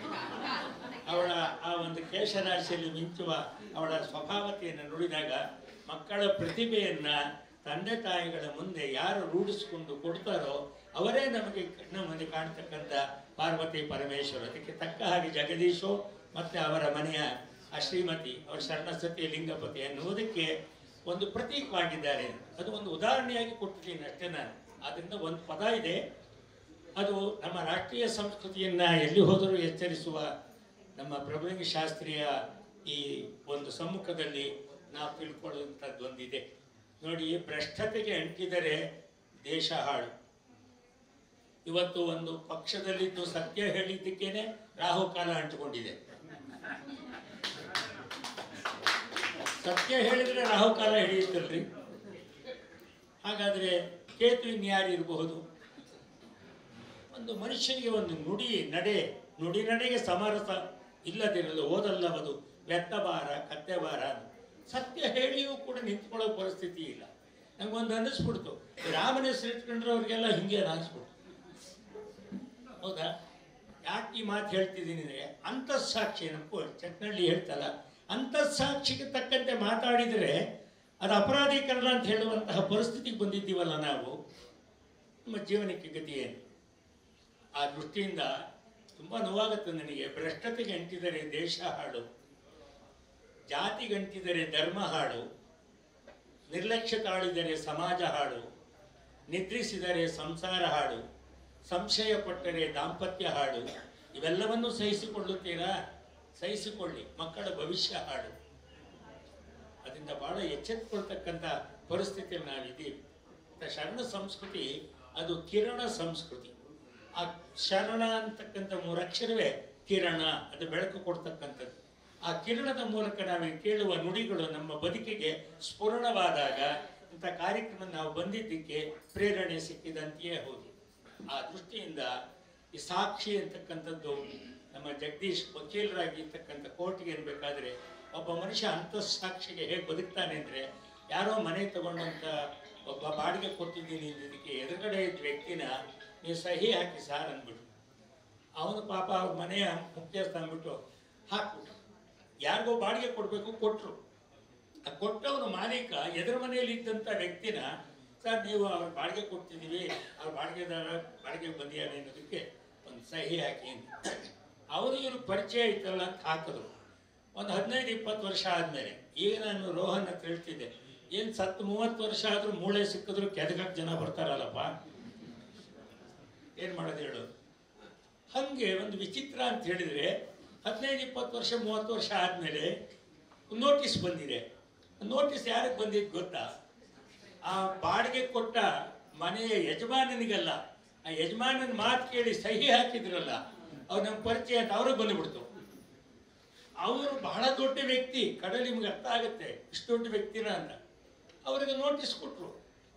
ಬರಲಿಲ್ಲ ಅಂತ ಹೇಳಿದ್ರೆ ನೀವು ಅರೆಸ್ಟ್ ಅಂತ ಒಂದಿದೆಯಲ್ಲ, ರೆಸ್ಟಲ್ಲಿ ಮನುಷ್ಯನಿಗೆ ಅರೆಸ್ಟ್ ಮಾಡೋದಕ್ಕೆ ಅಂತ ವಾರೆಂಟ್ ಬರುತ್ತೆ ಅಂತೇಳಿ ಆಯಿತು ಅಂತೇಳಿ ಅವರು ಬಂದರು. ಅವರು ಸೌಜನ್ಯದ ವ್ಯಕ್ತಿ ಬಂದರು. ಕೋರ್ಟ್ ನ್ಯಾಯಾಲಯ ತುಂಬಿಕೊಂಡಿದೆ, ನಿಂತರು. ನ್ಯಾಯಾಧೀಶನೂ ಇದ್ದಾರೆ. ನ್ಯಾಯಾಧೀಶರದ ಹಾಕೊಳ್ಳಿ ಪಾಟಿ ಸವಾಲಿ ಆಯಿತು. ಆಗ್ತಿದ್ದಂಗೆ ನ್ಯಾಯಾಧೀಶರು, ಆಯ್ತು ರೀ, ಆ ಬಾಡಿಗೆ ಕೊಟ್ಟಿದ್ರೆ ಅವ್ನು ದುಡ್ಡು ಕೊಟ್ಟಿಲ್ಲ ಮೋಸ ಮಾಡ್ದ ಅಂತ ಹೇಳ್ತಿರಲ್ಲ, ಈತನೇ ಬಾಡಿಗೆದಾರ ಅನ್ನೋದಕ್ಕೆ ಸಾಕ್ಷಿ ಏನು? ಅದಕ್ಕೆ ಅವ್ರೇನು ಮಾಡಿದ್ರು, ಸರ್ ನೋಡಿ ಅವರೇ ಸಾಕ್ಷಿ, ನಮ್ಮನೆ ಎದುರಿಗೆ ಇದ್ದಾರೆ ಅವರು, ಅವ್ರು ಸಹಿ ಹಾಕಿದ್ದಾರೆ. ಅವ್ರನ್ನ ಕರೆಸಿದ್ರು, ಬನ್ನಿ ಮುಂದೆ ಅಂತ. ಮುಂದೆ ಬಂದ ಕೂಡಲೇ, ನಿಮ್ದೇನಾ ಸಹಿ? ಹೌದು ಸರ್ ನಂದೇ. ನೀವೇನಾ ಆ ವ್ಯಕ್ತಿ? ಹೌದು ನಾನೇ ಆ ವ್ಯಕ್ತಿ. ಅದು ಅವ್ರು ಬಾಡಿಗೆ ಕೊಟ್ಟಿದ್ರ ಮನೆ? ಕೊಟ್ಟಿದ್ರು. ನಿಮ್ಗೆ ಗೊತ್ತಾ? ನಂಗೆ ಗೊತ್ತು. ನೀವೆಲ್ಲಿದ್ದೀರಿ? ನಾನು ಅವ್ರ ಮನೆ ಮುಂದ್ಗಡೆನೇ ಇದ್ದೀನಿ. ಹೌದಾ? ನಿಮ್ಮ ಹೆಸರೇನು ಅಂದರು. ಇಲ್ಲಿ ಇದೆಯಲ್ಲ ಸರ್ ಅದು. ನೋಡ್ತಾರೆ, ಗಾಬರಿ ಆಗ್ಬಿಟ್ಟು ನ್ಯಾಯಾಧೀಶರು, ನಮಸ್ಕಾರ ನಾನು ನಿಮ್ಮ ಅಭಿಮಾನಿ ಎಂದು. ಗಮನಿಸ್ಕೊಳ್ಳಿ, ನಮಸ್ಕಾರ ನಾನು ನಿಮ್ಮ ಅಭಿಮಾನಿ ಎಂದು. ಈ ವ್ಯಕ್ತಿ ಏನು ಹೇಳಲಿಲ್ಲ. ನೀವು ಅಭಿಮಾನಿ, ನನ್ನ ಮೇಲೆ ಇವಾಗ ಕೋರ್ಟಲ್ಲಿ ಗುಮಾನಿ ನಿಂತೇ ಇದ್ದಾರೆ. ಅಯ್ಯೋ ನಾನು ನಿಮ್ಮ ಅಭಿಮಾನಿ ಸರ್, ನೀವೇನಾ? ನಾನು ನಿಮ್ಗೆ ಬರೆದಿರ್ತಕ್ಕಂಥ ಕಾದಂಬರಿಗಳನ್ನೆಲ್ಲ ಓದಿದ್ದೀನಿ, ನಾನು ನಿಮ್ಗೆ ದೊಡ್ಡ ಅಭಿಮಾನಿ. ಆ ವ್ಯಕ್ತಿ ಅಂತಃಪ್ರಜ್ಞೆ ಮಹೇಶ್ ಹೇಳ್ತಲ್ಲ, ಸಾಕ್ಷಿ ಹೇಗಿರುತ್ತೆ ನೋಡಿ. ಅವ್ರು ಸಾಕ್ಷಿ ಹೇಳಕ್ಕೆ ಬಂದವರಲ್ವ, ಅವ್ರು ನಿಂತ್ಕೊಂಡು ಆಯ್ತಾಯ್ತು ನಾನು ಕಾದಂಬರಿ ಎಲ್ಲ ಓದಿದ್ದೀನಿ ಅಂದರೆ ಭಾಳ ಸಂತೋಷ. ಯಾವ್ಯಾವ ಕಾದಂಬರಿ ಓದಿದ್ದೀರಾ, ಯಾವ್ಯಾವ ದೇಶರನ್ನ ಯಾವ್ಯಾವ ಕಾದಂಬರಿ ಓದಿದ್ದೀರಾ? ಅವರು ಹೇಳ್ಕೊಂಡು ಬಂದರು, ಎಲ್ಲ ಕಾದಂಬರಿ ಹೆಸರು ಹೇಳ್ಕೊಂಡು ಬಂದರು. ಹೇಳಿದ ಮೇಲೆ ವ್ಯಕ್ತಿ ಹೇಳ್ತಾರೆ, ಅದೆಲ್ಲ ಓದಿದ್ದೀರಿ, ಅದು ಮುಖ್ಯ ಅಲ್ಲ, ಸಾಕ್ಷಿ ಅಂತ ಬರೆದಿದ್ದೀನಿ, ಓದಿದ್ದೀರಾ? ಅದು ಇಲ್ಲ, ಮೊದಲು ಅದನ್ನು ಓದಿನಿ. ಆ ರೀತಿ ಹೇಳಿದವರು ಎಸ್ ಎಲ್ ಭೈರಪ್ಪ. ಅದರಿಂದ ಬರ್ತಕ್ಕಂಥವರ ಪರಿಣಾಮ ಅವರ ಮನಸ್ಸಿನ ಮೇಲೆ ಆಗ್ತಕ್ಕಂಥದ್ದು ಬಂದ ಮೇಲೆ ನಿಮಗೆ ಗೊತ್ತಾಗುತ್ತೆ ಅಂತ ಹೇಳಿ ನಾನು ಹೇಳ್ತಕ್ಕಂಥ ಹೆಸರನ್ನ ನೀವು ಸರಿಯಾಗಿ ನೆನಪು ಮಾಡಿಕೊಳ್ಳಿ. ಉತ್ತರ ಕರ್ನಾಟಕದ ಇಂಡಿ ಅಂತಕ್ಕಂತಹ ಅಲ್ಲಿಯ ಶಿರಸಯಾಡ ಅನ್ನುವ ಒಂದು ಊರಿನ ಹತ್ತಿರ ಸಾಲೋಟಗಿ ಅನ್ನುವ ಒಂದು ಹಳ್ಳಿ. ಆ ಸಾಲೋಟಗಿ ಹಳ್ಳಿಯಲ್ಲಿ ಒಬ್ಬ ಶರಣ, ಅವರು ಶಾಲಾ ಮಾಸ್ತರ, ಅವರು ಶಾಲೆ ಒಳಗೆ ಪಾಠ ಮಾಡ್ತಾ ಮಕ್ಕಳಿಗೆ ಪ್ರಾಥಮಿಕ ಶಾಲೆಯಲ್ಲಿ ಹೇಳ್ಕೊಡ್ತಾ ಇರುವಾಗ ಅವ್ರಿಗೊಬ್ಬ ಮಗ, ಅವರ ಮಗನನ್ನ ಅವ್ರ ಶಾಲೆಗೆ ಕರ್ಕೊಂಡು ಸೇರಿಸ್ಕೊಂಡ್ರು. ಸೇರಿಸಿದ ಮೇಲೆ ಪ್ರಾಥಮಿಕ, ಮಾಧ್ಯಮಿಕ, ಪ್ರೌಢ ಮತ್ತು ಪದವಿ ಪೂರ್ವ ಅದು ಆ ಊರಲ್ಲಿ ಅಷ್ಟಕ್ಕೂ ಬಂತು. ಪದವಿ ಪೂರ್ವ ಹೋಗ್ಬೇಕಾದ್ರೆ ಶಿರಸಯಾಡಿಗೆ ನಾವು ಊರಿಗೆ ಹೋಗಬೇಕು, ಸಾಲೋಟೆಗೆ ನಾವು ಊರಿಗಿಲ್ಲ. ಸಾಲೋಟೆಗೆಯಲ್ಲಿ ಮುಗಿದ ಮೇಲೆ ಶಿರಸಯಾಡ ಅಂತಕ್ಕಂಥ ಊರಿಗೆ ಮಗನನ್ನ ಕಳಿಸಿದ್ರು. ಮಗ ಪದವಿ ಪೂರ್ವ ಕಾಲೇಜಿನಲ್ಲಿ ಓದಿ ಪದವೀಧರನಾದ. ಆದ ನಂತರದಲ್ಲಿ ಅವರೇನು ಮಾಡಿದ, ಮನೇಲೆ ಕೂತಿದ್ದಾಗ ಅವ್ರ ತಂದೆ ಅಂದರು, ಎಷ್ಟು ದಿವಸ ನನ್ನ ಕೂಳನ್ನೇ ನೀನು ತಿನ್ಕೊಂಡು ಕೂತಿರ್ತೀಯಪ್ಪ, ಕಾಯಕ ಕೈಲಾಸ ಅನ್ನೋದು ಗೊತ್ತಿಲ್ವ ನಿನಗೆ? ಹೇಳು ಮೇಲೆ ದುಡ್ಕೊಂಡು ತಿನ್ನೋದು ಕಲಿ ನೋಡಿ. ಅದೊಂದು ಪದ, ಕಾಯಕವೇ ಕೈಲಾಸ ಅಂದಿದ್ದ ಕೂಡಲೇ ಅವನಿಂದ ಏನು ಮಾಡಲಿ, ಹೋಗಿ ಅರ್ಜಿ ಹಾಕೋ, ಅಲ್ಲಿ ಇಲ್ಲಿ ಅರ್ಜಿ ಹಾಕು ಅಂತ ಹೇಳಿ ಅರ್ಜಿ ಹಾಕ್ಸಿದ್ರು. ಆತನಿಗೆ ಉತ್ತರ ಕರ್ನಾಟಕದ ಒಂದು ಭಾಷೆಯ ಒಂದು ಸೌಲಭ್ಯ ಅಂತ ಹೇಳಿದರೆ ಉರ್ದು, ಹಿಂದಿ, ತೆಲುಗು ಮತ್ತು ಕನ್ನಡ, ಮರಾಠಿ, ಈ 5 ಭಾಷೆ, ಈ 5 ಗ್ಯಾರಂಟಿಗಳು ಅಲ್ಲಿ ಭಾಳ ಹತ್ತಿರಕ್ಕೆ ಎಳ್ಕೊಳ್ಳುತ್ತೆ. ಅವ್ನು ಭಾಳ ಧೈರ್ಯವಾಗಿ ಹಾಕ್ಬಿಟ್ರು. ಅವ್ರಿಗೆ ಪಂಜಾಬಿನ ಒಂದು ಹಳ್ಳಿಯ ಮಕ್ಕಳ ಕಾಲೇಜಿಗೆ ಉಪನ್ಯಾಸಕನಾಗಿ ಹುದ್ದೆ ಸಿಕ್ಕಿತು. ಹೋದ್ರು, ಭಾಳ ಖುಷಿಲಿ ಹೋದ್ರು, ಹುದ್ದೆ ಸಿಕ್ಕಿದೆ ಕಾಲೇಜಿನ ಉಪನ್ಯಾಸಕ ಅಂತ. ಹೋದರೆ 5ನೇ ದಿನಕ್ಕೆ ಗೊಳೋ ಅಂತ ಹತ್ತುಕೊಂಡು ತಂದೆಗೆ ಬರೀತಾರೆ, ದಮ್ಮಯ್ಯ ಅಂತೀರಿ, ನಮ್ಮ ಮನೆಗೆ ವಾಪಸ್ ಬರ್ತಿದ್ದೀನಿ ಕರ್ಕೊಳ್ಳಿ ಅಂತ. ಯಾಕೆ ಅಂದರೆ ಪಂಜಾಬಿಯ ಹಳ್ಳಿಯ ಭಾಷೆ ಈ ವ್ಯಕ್ತಿಗೆ ಬರೋಲ್ಲ, ಇವರ ಇಂಗ್ಲೀಷ್ನ ಮೂಲಕ ಇವರ ಹಿಂದಿ ಅವ್ರಿಗೆ ಅರ್ಥ ಆಗೋಲ್ಲ. ಆಗ ವಾಪಸ್ ಬರ್ತೀನಿ ಅಂತೇಳಿ ಗೊಳೋ ಅಂತ ಹೇಳುವಾಗ ಅವ್ರ ತಂದೆ ತಿರುಗಿ ವಚನದೊಂದು ಕೊಟ್ಟರು, ಛಲ ಬೇಕು ಶರಣಂಗೆ. ಆ ಒಂದೇ ಸಾಲ, ಛಲ ಬೇಕು ಶರಣಂಗೆ, ಕತ್ಕೋ ಅಲ್ಲೇ ಇರು ಅಂದರು. ಮುಂದೆ ಬಹಳ ಆಶ್ಚರ್ಯ ಆಗುತ್ತೆ ನಿಮಗೆ. ತಂದೆ ಆ ಮಾತು ಹೇಳಿದ್ದನ್ನು ಕೇಳಿ ಕೊನೆಗೆ ಯೋಚನೆ ಮಾಡಿ ಪಂಜಾಬಿ ಭಾಷೆಯ ಆ ಒಂದು ಸಂಸ್ಕೃತಿಯನ್ನು ಕಲಿತು ಕೇವಲ 1 ವರ್ಷದಲ್ಲಿ ಪಂಜಾಬಿ ಗ್ರಾಮಾಂತರ ಪ್ರದೇಶದ ಹೆಣ್ಣು ಮಕ್ಕಳ ಅವರ ನಡೆನುಡಿಗಳನ್ನು ಕಲಿತು, ಇವರು ಅದರ ಜೊತೆಗೆ ಇವರ ನಡೆನುಡಿಗಳನ್ನು ಅವರಿಗೆ ಪರಿಚಯ ಮಾಡ್ತಾ ಕಾಲೇಜಿನಲ್ಲಿ ಅತ್ಯುತ್ತಮ ಉಪನ್ಯಾಸಕ ಅಂತ ಅನ್ನಿಸ್ಕೊಳ್ತಾರೆ. ಅದಾದ ನಂತರದಲ್ಲಿ ಅವರನ್ನ ನಗರಕ್ಕೆ ಅವನ್ನ ವರ್ಗಾವಣೆ ಮಾಡ್ತಾರೆ. ಇದರ ಮಧ್ಯದಲ್ಲಿ ರೋಹನ್ ಒಂದು ಸೈಕಲ್ ತಗೊಳ್ತಾರೆ. ಅವರು ಸೈಕಲ್ ತಗೊಂಡು ಪಂಜಾಬ್ನಲ್ಲಿ ನಾನು ಇಷ್ಟು ವರ್ಷದಿಂದ 2-3 ವರ್ಷದಿಂದ ಕೆಲಸ ಮಾಡ್ತಾ ಇದ್ದೀನಿ, ಸುಮ್ಮನೆ ಕೂತ್ಕೋಬಾರ್ದು ಅಂತ ಹೇಳಿ ಪಂಜಾಬಿ ಭಾಷೆ ಕಲಿಯತಕ್ಕಂಥವರಿಗೆಲ್ಲ ಕನ್ನಡದ ಭಾಷೆ ಕಲಿಸಬೇಕು ಅಂತ ನೀವು ನಂಬೋದಿಲ್ಲ. ಸೈಕಲ್ನಲ್ಲಿ ಭರ್ತಿಯಾಗಿ ಆ ಕಡೆ ಈ ಕಡೆ ಬಸವಣ್ಣವ್ರ ಜೀವನ ಚರಿತ್ರೆ, ಅಕ್ಕಮಹಾದೇವಿ ಜೀವನ ಚರಿತ್ರೆ, ಅಲ್ಲಮ್ಮ ಪ್ರಭು ಜೀವನ ಚರಿತ್ರೆ, ಕನಕದಾಸ, ಪುರಂದರದಾಸ ಇದನ್ನೆಲ್ಲ ಇಟ್ಕೊಂಡು ಮನೆಗೆ ಹೋಗಿ ಈ ಪುಸ್ತಕವನ್ನು ತಗೊಳ್ಳಿ ಅಂತೇಳಿ ಪಂಜಾಬಿ ಭಾಷೆಯನ್ನು ಕಲಿತ್ಕೊಂಡು ಅವರಿಗೆ ಕನ್ನಡವನ್ನು ಪರಿಚಯ ಮಾಡ್ತಾರೆ. ಅದರಲ್ಲಿ ಒಂದು ಹೆಣ್ಮಗು ಸವಾಲು ಹಾಕ್ತಾಳೆ, ನೀವು ಪಂಜಾಬಿ ಭಾಷೆ ಕಲ್ತಿದ್ದೀರಿ, ನಮಗೆ ಕನ್ನಡ ಭಾಷೆ ಕಲಿಸ್ಬೇಕಲ್ಲ ನೀವು ಅಂತಂದಾಗ ಅವರು ಕನ್ನಡದ ಶಾಲೆಯನ್ನು ಸಾಯಂಕಾಲ ತೆರೀತಾರೆ. ತೆರೆದ ನಂತರದಲ್ಲಿ ಅವರಿಗೆ ಬಹುದೊಡ್ಡ ಹುದ್ದೆ ಮೂಲಕ ಒಂದು ಸನ್ಮಾನ ಸಿಗುತ್ತೆ. ಏನಂದ್ರೆ, ಅನ್ಯ ರಾಜ್ಯದಿಂದ ಬಂದಂತಹ ಯಾವುದೇ ಒಬ್ಬ ವ್ಯಕ್ತಿ ತನ್ನ ರಾಜ್ಯದಲ್ಲಿ ತನ್ನ ಭಾಷೆಯನ್ನ ತಾನು ಕಲಿತು ಆನಂತರದಲ್ಲಿ ಉತ್ತಮವಾಗಿರ್ತಕ್ಕಂತಹ ಶಿಕ್ಷಣ ಕ್ಷೇತ್ರದಲ್ಲಿ ವಿದ್ಯಾರ್ಥಿಗಳು ತಯಾರು ಮಾಡಿದವನಿಗೆ ಸರಸ್ವತಿ ಸಮ್ಮಾನ್ ಅಂತಕ್ಕಂಥ ರಾಜ್ಯ ಮಟ್ಟದ ಪ್ರಶಸ್ತಿಯನ್ನ ಕೊಡಬೇಕು ಅಂತೇಳಿ ಈತನನ್ನು ಆಯ್ಕೆ ಮಾಡ್ತಾರೆ. ಈಗ ಗೊತ್ತಾಗತ್ತೆ ನಿಮಗೆ. ಆಯ್ಕೆ ಮಾಡಿದ ತಕ್ಷಣ ಶಿಕ್ಷಣ ಮಂತ್ರಿ ಬಂದಿರ್ತಾರೆ. ದೊಡ್ಡ ಮೈದಾನದಲ್ಲಿ ಕಾರ್ಯಕ್ರಮ. ಮನ ಸಂತೋಷ ಆಗುತ್ತೆ. ಯಾರಿಗೆ? ಪಂಜಾಬಿಯವರಿಗೆ. ಕರ್ನಾಟಕದ ಒಂದು ಹಳ್ಳಿ ಕಡೆಯಿಂದ ಬಂದಂಥ ವ್ಯಕ್ತಿ ಪಂಜಾಬಿ ಭಾಷೆಯನ್ನು ಕಲಿತು ಇವಾಗ ಪಂಜಾಬಿ ಭಾಷೆಗೆ ತನ್ನ ಸಾಹಿತ್ಯವನ್ನು ಪರಿಚಯ ಮಾಡಿ ಕನ್ನಡಿಗರಿಗೆ ನಮ್ಮ ಸಾಹಿತ್ಯವನ್ನು ಪರಿಚಯ ಮಾಡ್ತಿದ್ದಾರಲ್ಲ ಅಂತ ಹೇಳಿ ಸನ್ಮಾನಕ್ಕೆ ಅಂತ ನಿಂತಾಗ ಅವ್ರು ಸುಮ್ಮನೆ ಹಿಂಗೆ ನಿಂತಿರ್ತಾರೆ. ಅಲ್ಲಿಯ ಶಿಕ್ಷಣ ಸಚಿವ ವೇದಿಕೆ ಮೇಲೆ ಬಂದು ಸರಸ್ವತಿ ಸಮ್ಮಾನಿನ ಶಾಲವನ್ನು ಹೊದಿಸಿ ಹಾರ ಹಾಕಬೇಕು ಅಂತ ಹೋಗ್ತಾರೆ. ಆಗ ಈ ಕನ್ನಡದ ವ್ಯಕ್ತಿ ಕೈ ಹೀಗಂತಾರೆ. ಯಾಕೆಂದ್ರೆ ನಾ ಪ್ರಶಸ್ತಿಯನ್ನ ಗೌರವಿಸಿದ್ದೇನೆ, ಸ್ವೀಕರಿಸಲ್ಲ ಅಂತ. ಛಲ ಬೇಕು ಶರಣನಿಗೆ. ಇತಿಹಾಸದಲ್ಲಿ ಈ ಥರ ಎಲ್ಲೂ ಆಗಲೇ ಇಲ್ಲ. ಆ ಶಿಕ್ಷಣ ಮಂತ್ರಿಗೆ ಪರಮಾಶ್ಚರ್ಯ ಆಗ್ಬಿಡುತ್ತೆ. ಯಾಕೆ ಅಂತಾರೆ. ಒಂದು ಮಾತು ಹೇಳ್ತಾರೆ, ಅದಿಂತ ಅಂಗಣದಲ್ಲಿ ಇದ್ದೀರಿ, ನೀವು ಅಷ್ಟೇ ನಿಮ್ಮ ಮಕ್ಕಳಿಗೆ ಏನು ಕಲಿಸ್ಬೇಕು ನೋಡಿ. ಪಂಜಾಬಿನ ಭಾಷೆ 5 ಸರಸ್ವತಿಯ ನದಿಗಳ ಸಮ್ಮಿಲನ ಭಾಷೆ ಅಂತ. ಅದು ಸರಸ್ವತಿಯೇ ತಾನು ಆಡುವ ಮಾತು ಅಂತ ಒಂದು ಸುಂದರವಾದಂಥ ಪಂಜಾಬಿ ಭಾಷೆಯನ್ನ ನೀವು ಸಿನಿಮಾ ಧ್ವನಿಗಳಿಗೆ ಸೇರಿಸಿ ಆಂಗ್ಲ ಭಾಷೆಯ ಶಬ್ದವನ್ನು ತುರುಕಿ ಅನೇಕ ವಾದ್ಯಗಳ ಅಬ್ಬರತೆಯಲ್ಲಿ ಅದರ ಒಂದು ಗೇಯವನ್ನು ಹಾಳು ಮಾಡಿದ್ದೀರಿ. ಆದ್ದರಿಂದ ನಾನು ಸರಸ್ವತಿಗೆ ಮಾಡಿರುವಂತಹ ನಿಮ್ಮ ಕೈಯಾರಾಗುವ ಅವಮಾನಕ್ಕೆ ನಾನು ಸರಸ್ವತಿ ಗೌರವವನ್ನು ಸ್ವೀಕರಿಸಲ್ಲ ಅಂತ ಮನಸ್ಸಿಗೆ ಭಾರಿ ನೋವಾಗ್ಬಿಡುತ್ತೆ. ಆ ಶಿಕ್ಷಣ ಮಂತ್ರಿ ಅಳ್ತಾರೆ, ಕಣ್ಣಲ್ಲಿ ನೀರು ಬರುತ್ತೆ, ಜೋಬಿಂದ ಹಿಂಗೆ ತಕ್ಕೊಳ್ತಾರೆ. ಅವ್ರು ನೋಡ್ತಾರೆ ಏನು ಅಂತ. ಆ ವ್ಯಕ್ತಿ ನಿಂತೇ ಇರ್ತಾರೆ. ಅವರ ಬೂಟ್ ಮೇಲೆ ಅಂದರೆ ಈ ಶಾಲಾ ಶಿಕ್ಷಕನ ಕಾಲ ಮೇಲೆ ಖರ್ಚೀಫನಿಗೆ ಹಾಕ್ತಾರೆ. ಹಾಕದ ಕೂಡಲೇ ಅವ್ನು ತಗೊಳಕ್ ಹೋದ್ರೆ ಬೇಡ ಅಂತೇಳಿ ಆ ಶಾಲಾ ಶಿಕ್ಷಕ, ಕನ್ನಡದ ಶಾಲಾ ಶಿಕ್ಷಕನ ಬೂಟನ್ನು ಒರೆಸಿ ಆ ಧೂಳನ್ನು ತಲೆ ಮೇಲೆ ಹಾಕ್ಕೊಂಡು ಕಣ್ಣಿಗೆ ಹೊತ್ಕೊಂಡು ನಮ್ಮ ಮಾತೃಭಾಷೆಯ ಸರಸ್ವತಿಯ ಅವಳ ಭಾಷಾ ಸಂಸ್ಕೃತಿಯನ್ನ ಪರಿಚಯಿಸಿದ ಧೀಮಂತ ಕನ್ನಡಿಗ ನೀನು, ನಿನ್ನಿಂದ ನನಗೆ ಕಣ್ಣು ಬಂತು ಅಂತ ಹೇಳಿ ಅವರ ಕೈ ಮುಗಿತಾರೆ. ಮುಗಿದ ನಂತರದಲ್ಲಿ ಅವರನ್ನು ಇದೀಗ ಜೈಲಿನಲ್ಲಿರ್ತಕ್ಕಂಥ ವಾರ್ಡನ್ಗಳ ಮೂಲಕ ಅಲ್ಲಿಯ ಜನಕ್ಕೆ ಕನ್ನಡವನ್ನು ಕಲಿಸೋದಕ್ಕೆ, ಪಂಜಾಬಿಯನ್ನು ಕಲಿಸೋದಕ್ಕೆ, ಧಾರ್ಮಿಕ ಶಿಕ್ಷಣವನ್ನು ಕಲಿಸೋದಕ್ಕೆ ಅವರನ್ನು ನೇಮಕ ಮಾಡ್ತಾರೆ.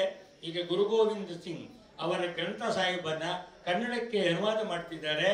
ಮತ್ತೆ ಅದರ ಜೊತೆಯಲ್ಲಿ ನಮ್ಮ ವಚನ ಸಾಹಿತ್ಯಗಳನ್ನೆಲ್ಲ ಪಂಜಾಬಿ ಭಾಷೆಗೆ ಅವರು ಸಂಪೂರ್ಣವಾಗಿ ಅನುವಾದ ಮಾಡಿದ್ದಾರೆ. ಪಂಜಾಬಿಯ ಜನತೆ ಅವ್ರನ್ನ ಬಿಟ್ಕೊಡೋದಕ್ಕೆ ಸಿದ್ಧನೇ ಇಲ್ಲ. ನಮಗೆ ಕರ್ನಾಟಕದಲ್ಲಿ ಅವ್ರ ಬಗ್ಗೆ ನೆನಪೇ ಇಲ್ಲ.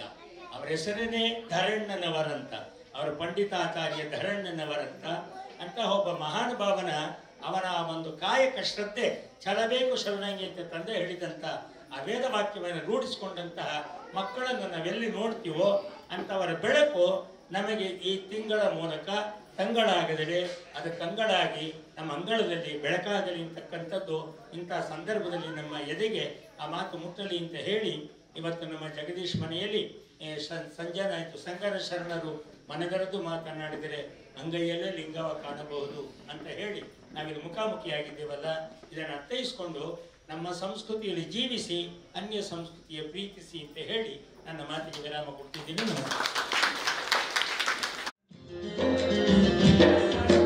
ಒಳಿತು ಮಾಡು ಮನುಷ್ಯ ನೀರಲು 100 ದಿವಸ.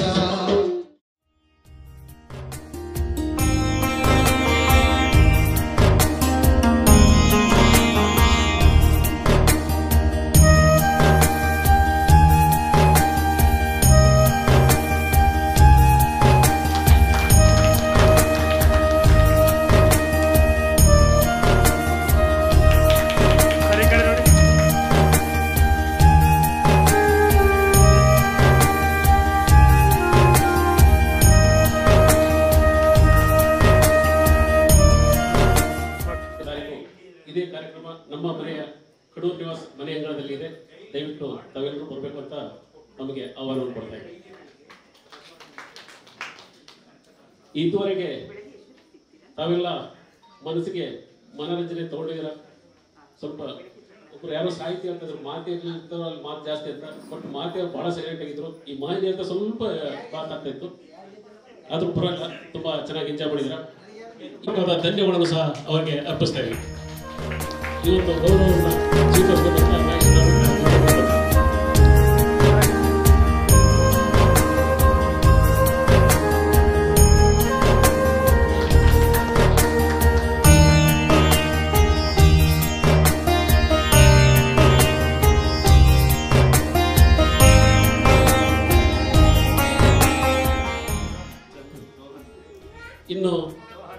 ಬೆಳೆಯುವ ಪೈರು ಮೊಳಕೆಯಲ್ಲಿ ಅನ್ನೋ ಥರ ಮುಂದೆ ತಾವೆಲ್ಲ ಈ ನಾನೊಂದು ವೈಯಕ್ತಿಕವಾಗಿ ಹೇಳ್ತಾ ಇದ್ದೀನಿ, ಈ ಬೆಂಗಳೂರು ದಕ್ಷಿಣ ಕ್ಷೇತ್ರದ MP ತಾವೆಲ್ಲ ಕೇಳಿದ್ರೆ ತೇಜಸ್ವಿ ಸೂರ್ಯ ಅಂತ, ಅದೇ ರೀತಿ ನಮ್ಮ ಚಿಕ್ಕಮಗಳೂರಿಗೆ ತೇಜಸ್ವಿ ಸೂರ್ಯ ಆಗೋದ್ರಲ್ಲಿ 2 ಅನುಮಾನವಿಲ್ಲ ಅಂತ ನನಗೆ ಅನ್ನಿಸ್ತಾ ಇದೆ.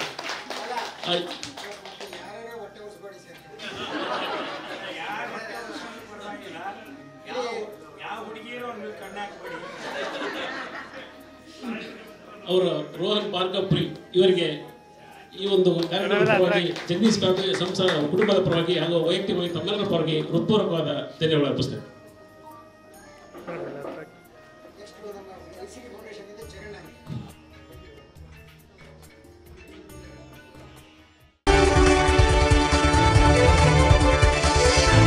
ಐಸಿರಿ ಟುಡೇ, ವಾಯ್ಸ್ ಆಫ್ ಡೆಮೋಕ್ರಸಿ.